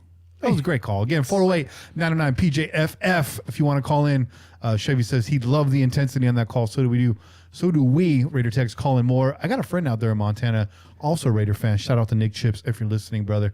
We got to get on the course soon. Let's go out here across the pond, as they say, to London Raider. Hey. Don't hear from him often, but when we do, Shout out we're London Raider. very glad. Yeah, this is London Raider. Pretty fucking exhausted after that. What this fucking team puts us through is just not right, man. How many times are you going to try and fucking throw away a game? Unbelievable. But we got the W. So you got to learn from these stupid mistakes. We should be dominating that shit. And at least we got that stadium up on the right foot with the win. Big concern with Alex goals. Our running game just completely dried up without him out there. So fingers crossed he's not too bad. Big shout out to Tom Cable for getting that O-line going again. Even with that photo out there with him in his short shorts. That's pretty tragic, but a fantastic job. Isaiah Johnson, fantastic, man. Great to see that emotion as well. A player who really cares. Been through a lot last year, obviously, with the injury. Halfway through the season, can't complain at 5-3. Carr playing like an MVP. Yeah. He's my MVP for the team for the year. Can't stand the guy, but hats off. Getting the job done. Honest. Denzel Good, though, special mention, man. Fantastic. Great game. My Get Out Townsend Award is good to Ken Brown. He's now been with us for 24 games, I think, and he's only played 10 snaps or more in 10 of those games.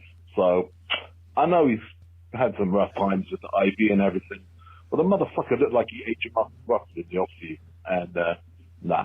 I don't want to.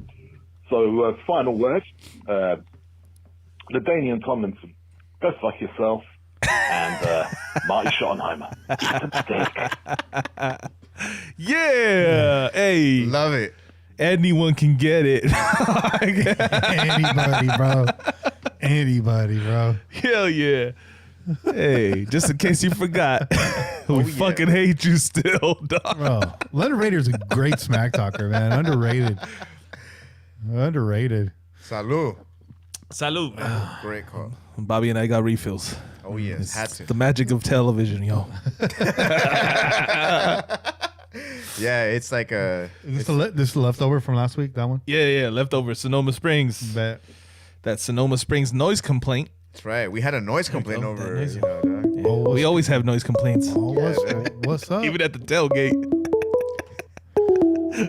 Whoops. Oh, Ching. no. Hey, call back. I'm calling back, bro. Call back. I'm calling back. Let me see here. I got you right here, bruh. You reached 303-475. Call back 303. Come on. Call back. Hey, we got a voicemail here from the same number. I'm gonna hold off on that because I have a feeling 303 is gonna call back. That was a mistake. Let's in the meantime go to the 816 and hear what they got to say. Raiders! Yeah. Yeah, motherfuckers thought they was going to try to come up and get us, dog. And they got their ass whooped anyway. Check it out. When I can't watch the game in my living room, you know, when it's not a nationally televised game, I got to go to this little pool hall called the Brass Rail where I could watch the game. Okay. Well, when I first got up in there, the Chief fans just finished their game. They all hyped because they just won. Then they realized that the bar was going to be playing the sound to the motherfucking Pittsburgh and Dallas game, and all the Chief fans was like, fuck that, Dallas gonna get their ass whooped. We're gonna get blown out. We want to hear the sound to the Chargers in the Raider game. And I was, of course, me, because the old fucking Chief fans, fucking bars, they don't never play the sound to my game. So when I saw a bunch of fans want me to hear the sound of my game, I got my politic on. And I was like, yeah, y'all need to go ahead and play the sound to the Raiders and the Chargers game. So they did. So we're sitting here watching the game. Fast forward to the last play of the game. I was trying to take a piss and be. On that note, we're going to get back to that. Gent. In case you don't know, Gent. All right, here we go. Hey, sorry about that. You're on the air with the Pillaging Podcast 303. What's good, brother? Yeah. True. What's up, Kenny, Tay, Bobby, Wasabi? Happy Sunday, motherfucker. Yeah, 303. Brothers. Fuck, I miss you fucking guys, dude. Miss you too, brother. Same, hell yeah, brother. Fuck. What's the weather, Dude, bro? so Give us the weather. Give us the weather, bro. I am calling you from fucking chilly Reno, Nevada, bro. I'm up here visiting my parents. My parents Word. Raider Nation is all over the place. Yeah, you got damn right. You got to spread the word, bro. Dude, they're all over the place, bro. I put some money on Baltimore, put some money on us Raiders. I was fucking sweating it out, and I'm fucking super happy. Hey, you guys, listen. I'm going to throw an invitation out there for you fools. Oh. Let's go to a game in Vegas. Yeah. I'll fucking hook it up, and let's do a podcast out there before the end of the year. If you guys are open to it, just hit me up, Kenny. Hey, we're down, bro. Hey. We're down. All right, let's talk off the line. All right, let's do that. Hey, what's your big takeaway from today's game? Your boy Derek Carr balling out this year in 2020. You got to feel good about that. I mean, yeah, for sure, man. I mean, I think I think when first Carr came out and said, "Put some respect on my name," I think a lot of people, including myself, I'm like, Derek, you don't have to come out and say this. You just have to prove it on the field. And I think, being in his third year, having the weapons, I think the Carr defenders, that he has no one to fucking throw to. Who's fucking Marcel Aitman and all these other scrubs? And he's putting it together, man. Not only that, but, I mean, I was nervous coming in this game because of just how choppy our offensive line is. I mean, Derek is showing, we knew he had an arm. Now he's got the weapons. But I think the biggest thing for me is he's showing grit and leadership. And he's doing whatever it fucking takes to win. He's not throwing 300 yards every game. Today was like 165, but he made some plays down the field, man. I'm telling you what, that bomb to Aguilar is as good as it is in the NFL. I mean, that was a fucking dime. The improvisation where he's running out to his right, dropping a dime to Renfro. Yep. Yeah. I mean, oh, man. I have a feeling Carr can win us any game, because now we've got the running game going with Booker. And, Booker really sucked in Denver. I wasn't really sold on him. I know you guys were, but, I was wrong because it's all about the O-line. It's all about the O-line. Our running game O-line looks like you can plug in anyone. Yep. And we're making it happen. But, the defense has got me a little worried. There's no question. And I will defend Pharrell today because I think today was one of his better games. Max Crosby got some pressure. It's just we're banged up a corner. Yeah. I mean, it's gonna continue to be a problem. And yes, Littleton is a fucking major problem, big time problem. For as much money as he got paid, what the fuck is that guy doing? Yep. He's not good. So, anyways, man, I'm just glad we talked to you guys. Hey. I'm super happy. We're 5-3. I think we're going to beat down on Denver, and it's a big matchup against KC the following week. But hit me up. Let's go to Vegas, and let's fucking show them first Pillaging Podcast in Vegas, baby. I love it. 2020 this year. I love it. That would be fantastic. I'm down. Hell yeah, dude. I'll get us a fucking dope room. All right. Dope room. Brother, thank you for calling in. It's good to hear your voice again. I was worried about you, bro. I was worried. You were a staple here. And just to give, before I let you go, just to give the listeners some context, like, I think 303 as a member of this family, I mean, as a dedicated original member, original pillager in this family, very much echoes or mirrors how we approached Derek Carr over the last 3 years. There was no podcast and no listener that defended this guy until the bitter end, like 303. And when it was time to be critical, he was. And so were we. And I think we all said it, that he was always capable of being better version of himself, and we're starting to see that now. And yes, a lot of it has to do with the team coming around. But make no mistake, Derek Carr is playing better this year, support cast or not. He has put it together. Yeah. And I just wanted to give the listeners context because 303, again, you defended him longer than we did. And shortly after that started to like run out of patience. And now we're here. And, I think a part of being a responsible fan is being honest with yourself. Yeah, man. And reversing course and admitting you're wrong or admitting things have at least changed when they do. You don't have to be so hard on every stance that you're unwilling to budge when it's time to budge.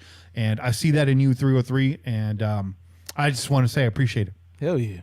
Yep. Yeah, man, you guys are the best, man. Thanks for giving us the voice. You guys rock. Continue that hard work. And I remember calling you guys from the Minnesota game last year where I was there. Bro. And I was pissed at Derek. I was like, I was close to fucking kicking him out of the house. Just don't be pulling that fucking that shit that Skip be pulling where he fucking throws the goddamn jersey in the trash can and then he goes and pulls it out the fucking next day, bro. Yeah. Nah, see what you do is you actually go get his clothes and start putting it into a duffel bag and just threatening that you're gonna throw him out. You're almost out of this fucking house. Put it right next to the door. I'm gonna fucking send you somewhere. I don't even know yet. 303, thanks for calling in, man. I'll talk to you offline, brother. All right, bro. Take care, bro. All right, peace. Peace out, brother. Hey, 303, man, the weatherman. So solid. Hey, you got a great house out there right in the smack in the middle of downtown Denver. He's got a third-story patio on top. That's dope. It's perfect because you could literally shit on Broncos fans. Like right there. Dude. Just drop a dookie. You're literally drop that dookie. You're literally describing what heaven is for me. Like, just dropping deuces on my enemies, bro. All day, bro. You can shit on them all day long. I have no shame. I'm gonna say that right now. That's my version of heaven. Just deucing on Broncos, chargeless, and Chiefs fans. Just all day. That sounds a chargeless. That just sounds like a fucking debunked fucking wireless company, bro. And it's gonna be like fiery dischargeless all over them, dude. That's what it's gonna be like. It's like that movie One Crazy Summer where they bury homeboy in the sand up to his neck. And Fat Boy comes and puts a chair down, starts eating chili out the can. That's Bobby's heaven right there. That's Denver fan in the sand.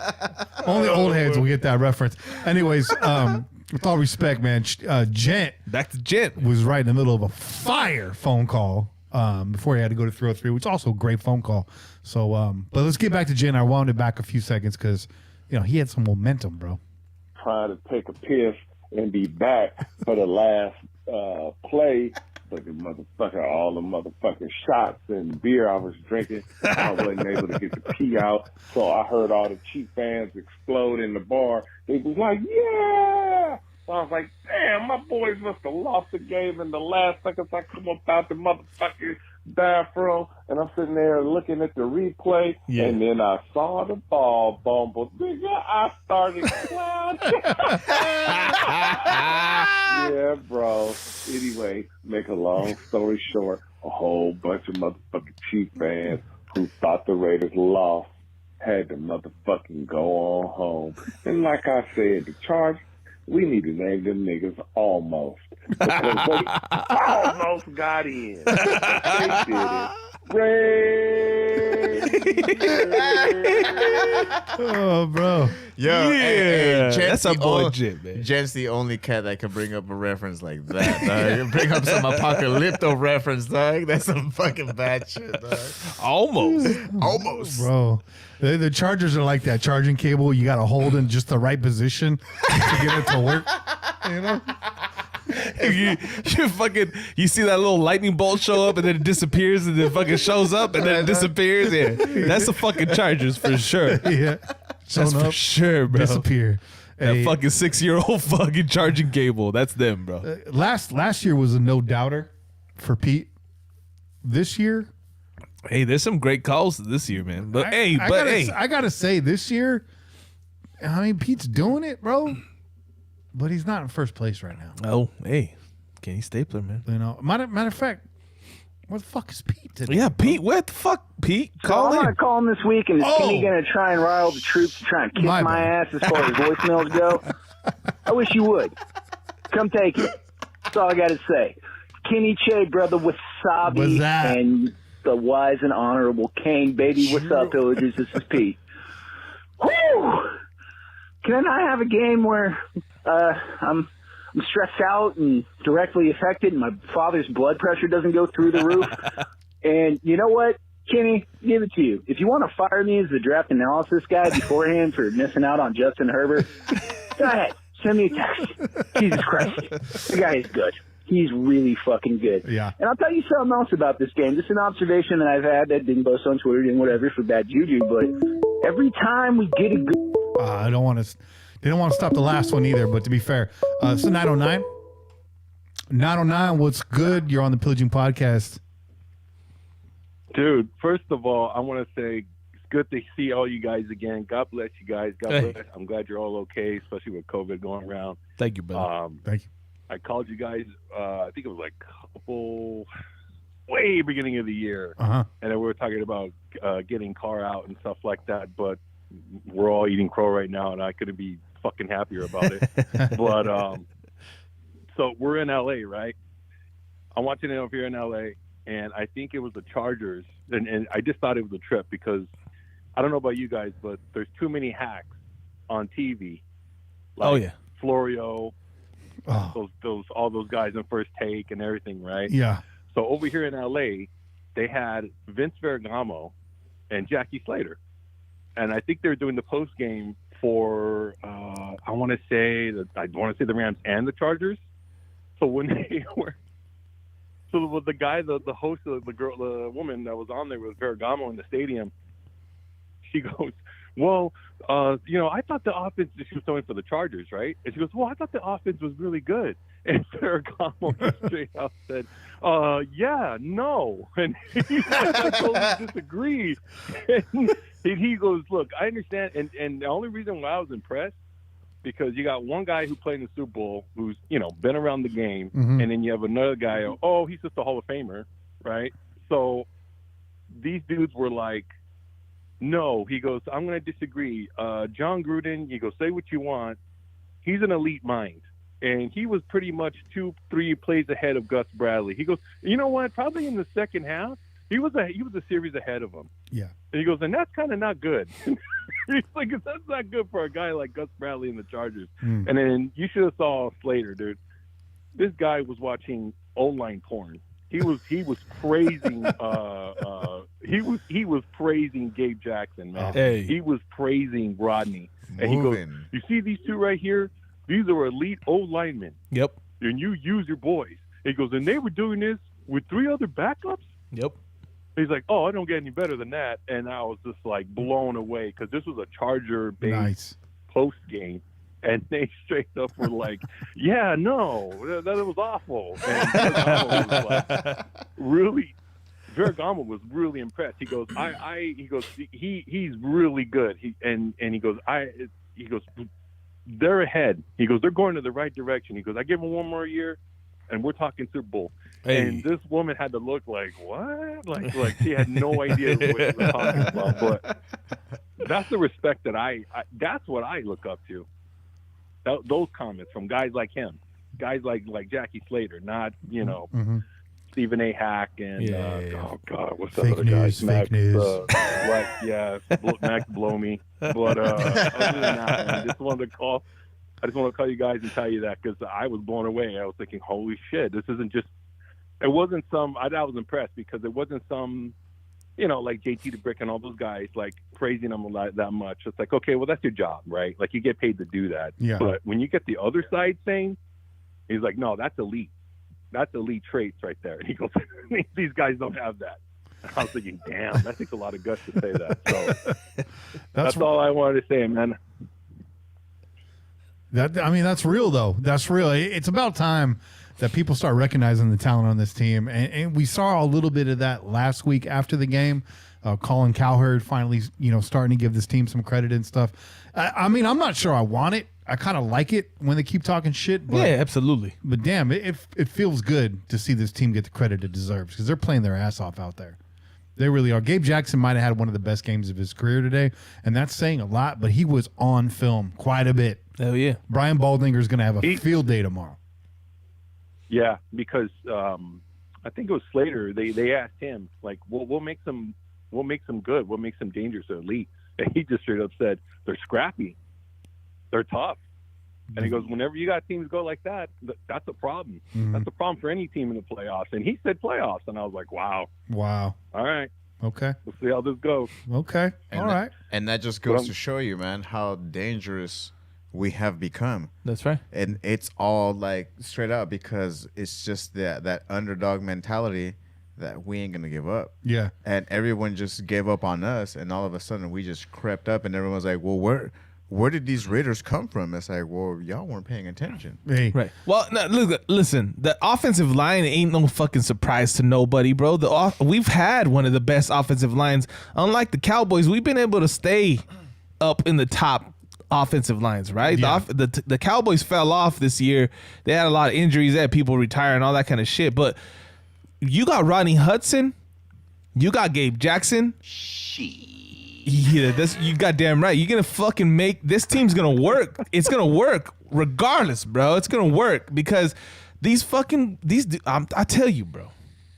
Y'all hear me every fucking week, man. Boom, all up on you, bro. Okay, so these guys want to get up on you, dog. They want to just fucking put flesh. They want to run you into the ground. And Gabe Jackson just enjoys fucking mauling people and putting them motherfuckers in the floor, bro. Mm-hmm.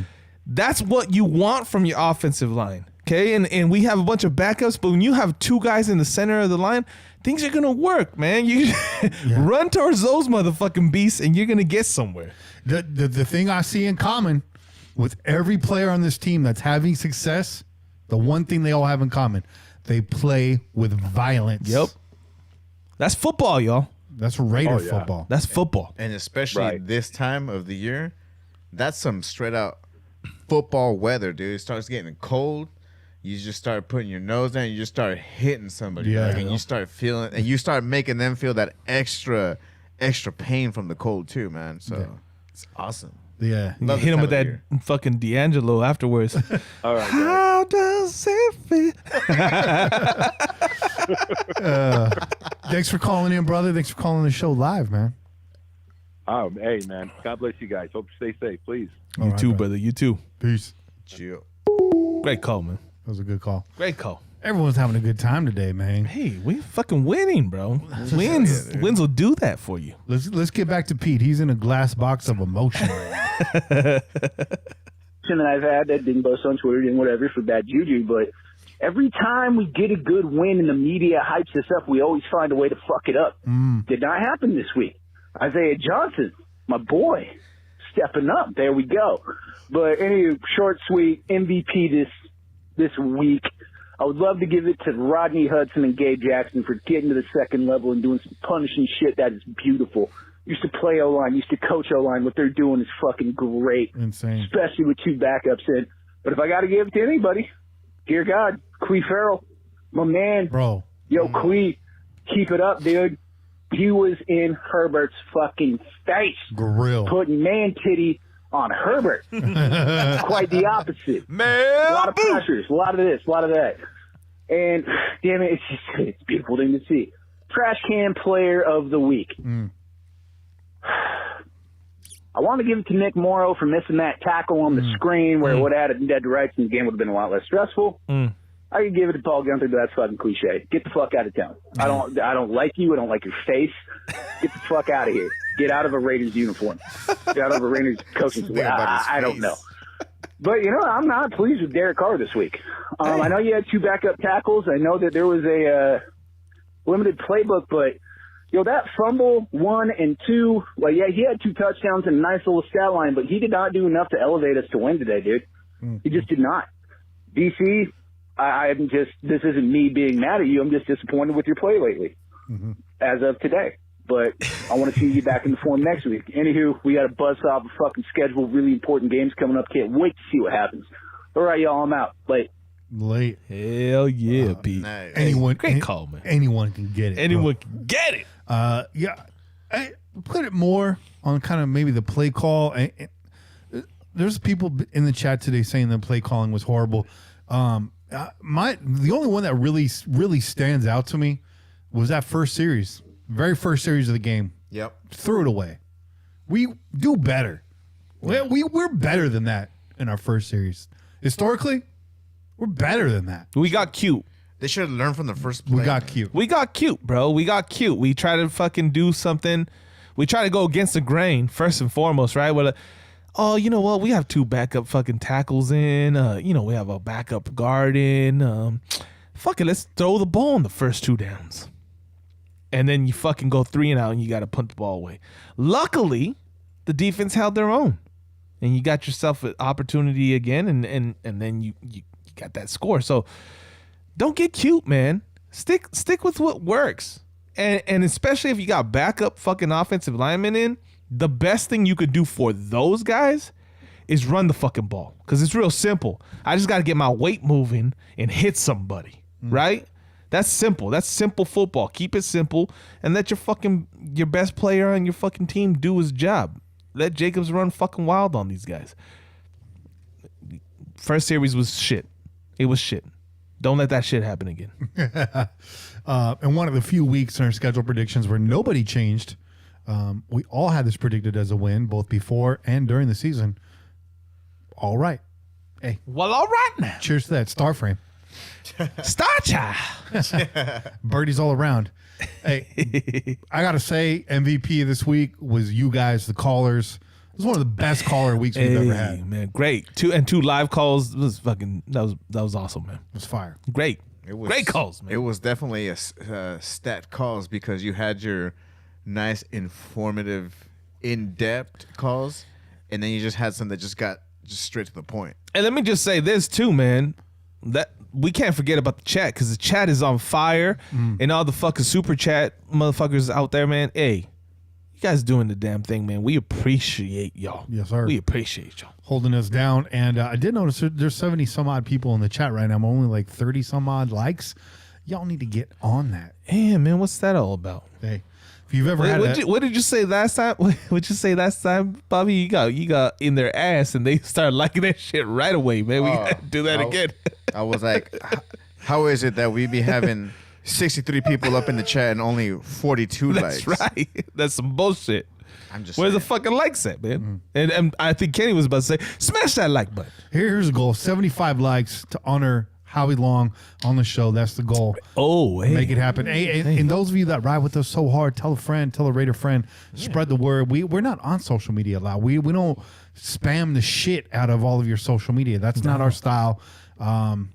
We're just dudes like you, so please spread the word. Word of mouth is what drives the show, and we appreciate everyone's input, everyone's interaction, and everyone's participation. Y'all are winners in our books. Shout out to Just Another DJ. Pillaging. With a $5 donation. He says, what would you guys say is the defense's identity? Is there anything that they can hang their hat on? I would say in the last few weeks it's been third down. And I know it doesn't feel like that, but if you look at the third down against Cleveland, you look at the third down against the Chargers, you look at the third down percentage of our opposition in games that we win, I would say that this defense is probably, you hate to hear it, but bend but don't break. That's exactly what the fuck I was about to say. That's the identity, bro. That's where we're at right now. Bend, don't break. That's the identity of this defense. The identity of this defense is Willie Shaw. Yeah. If you guys remember that defense. It's the Chuck Bresnahan defense, bro. And you know what? Paul Gunther looks a lot like Chuck Bresnahan. He needs a little bit more gray hair. Yeah. He probably needs to slick it back a little bit more. Put a little fucking tres flores in it. You get that hairnet in there. A little Vidal Sassoon. I'm going to say this. Chuck Bresnahan, I don't know. He wasn't in the best shape, but I think he had a little less pounds on him than fucking Paul Gunther. I think Paul can take him, bro. I think Paul can take him just because he outweighs him. You can probably take him in the fucking chicken wing eating contest, right? I think more people take him there. Get your shit together, Paul. God damn it. And last but not least, shout out to Chevy Raider. He says, some fans can't handle this podcast, though, Kenny. We keep it real. Motherfuckers don't like it. Facts. Facts. Facts. We know I'm that. hit you with that one right there. Facts. I'm glad we're not the only ones saying that after the show every week. So, shout out to you, Chevy. You're a real one, bro. Hey, man. Hey, the fucking chat keeps it real. Sal Salazar says, smash that like button if you're using the restroom in Oakland. Shout out to Section 103, and you were using the restroom and you felt a tap. It's leakage on your freaking shoulder. I don't know if that's going to get a lot of likes, but it's very creative. It's very creative. Smash that like button if you've ever had a faulty charger. Smash that like button if you can never go back to Section, what was it, 127 ever again? Smash that like button if you recently went to an A's game and you couldn't find your seat number. Smash that like button if you've ever had to tell a Cholo Raider fan that Jamarcus Russell is not our quarterback anymore. Because I know you guys have. That's my cousin, bro. And shout out to the Cholo Raider fans. Shout out, brother. We love you. We do. Get that 747. Fucking Jamarcus Russell don't play in the NFL anymore, bro. But take off that Jamarcus Russell jersey. Get a fucking new jersey, Pato. Dude, go or at least strip the fucking nameplate off of that shit. Go hit up the cat that's slinging them for $20, bro. You swear you didn't pay $20 for that Jamarcus Russell jersey, bro. Just pay another $20. Bam, dude. You got a fucking Rodney Hudson one, dude. Smash that like button if Darren McFadden jersey is the only jersey you have. Smash that like button if you had to walk outside or fucking down the driveway and back before the fucking refs called it and said that, nope, that was not a catch. Smash that like button if you've ever been so drunk that you remember when there was 3 Coliseums.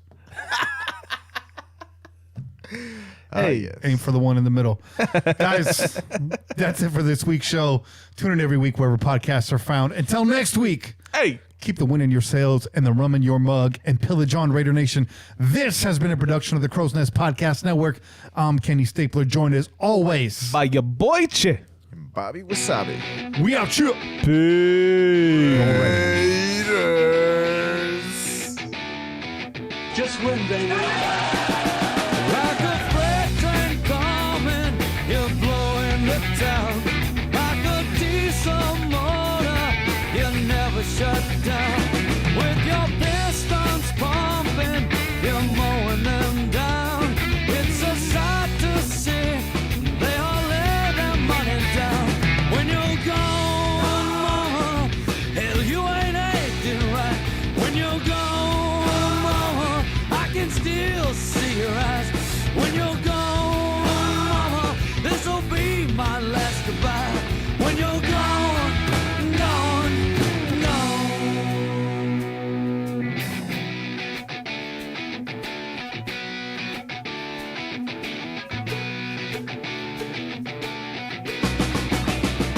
When the sky is gray and the night sets in,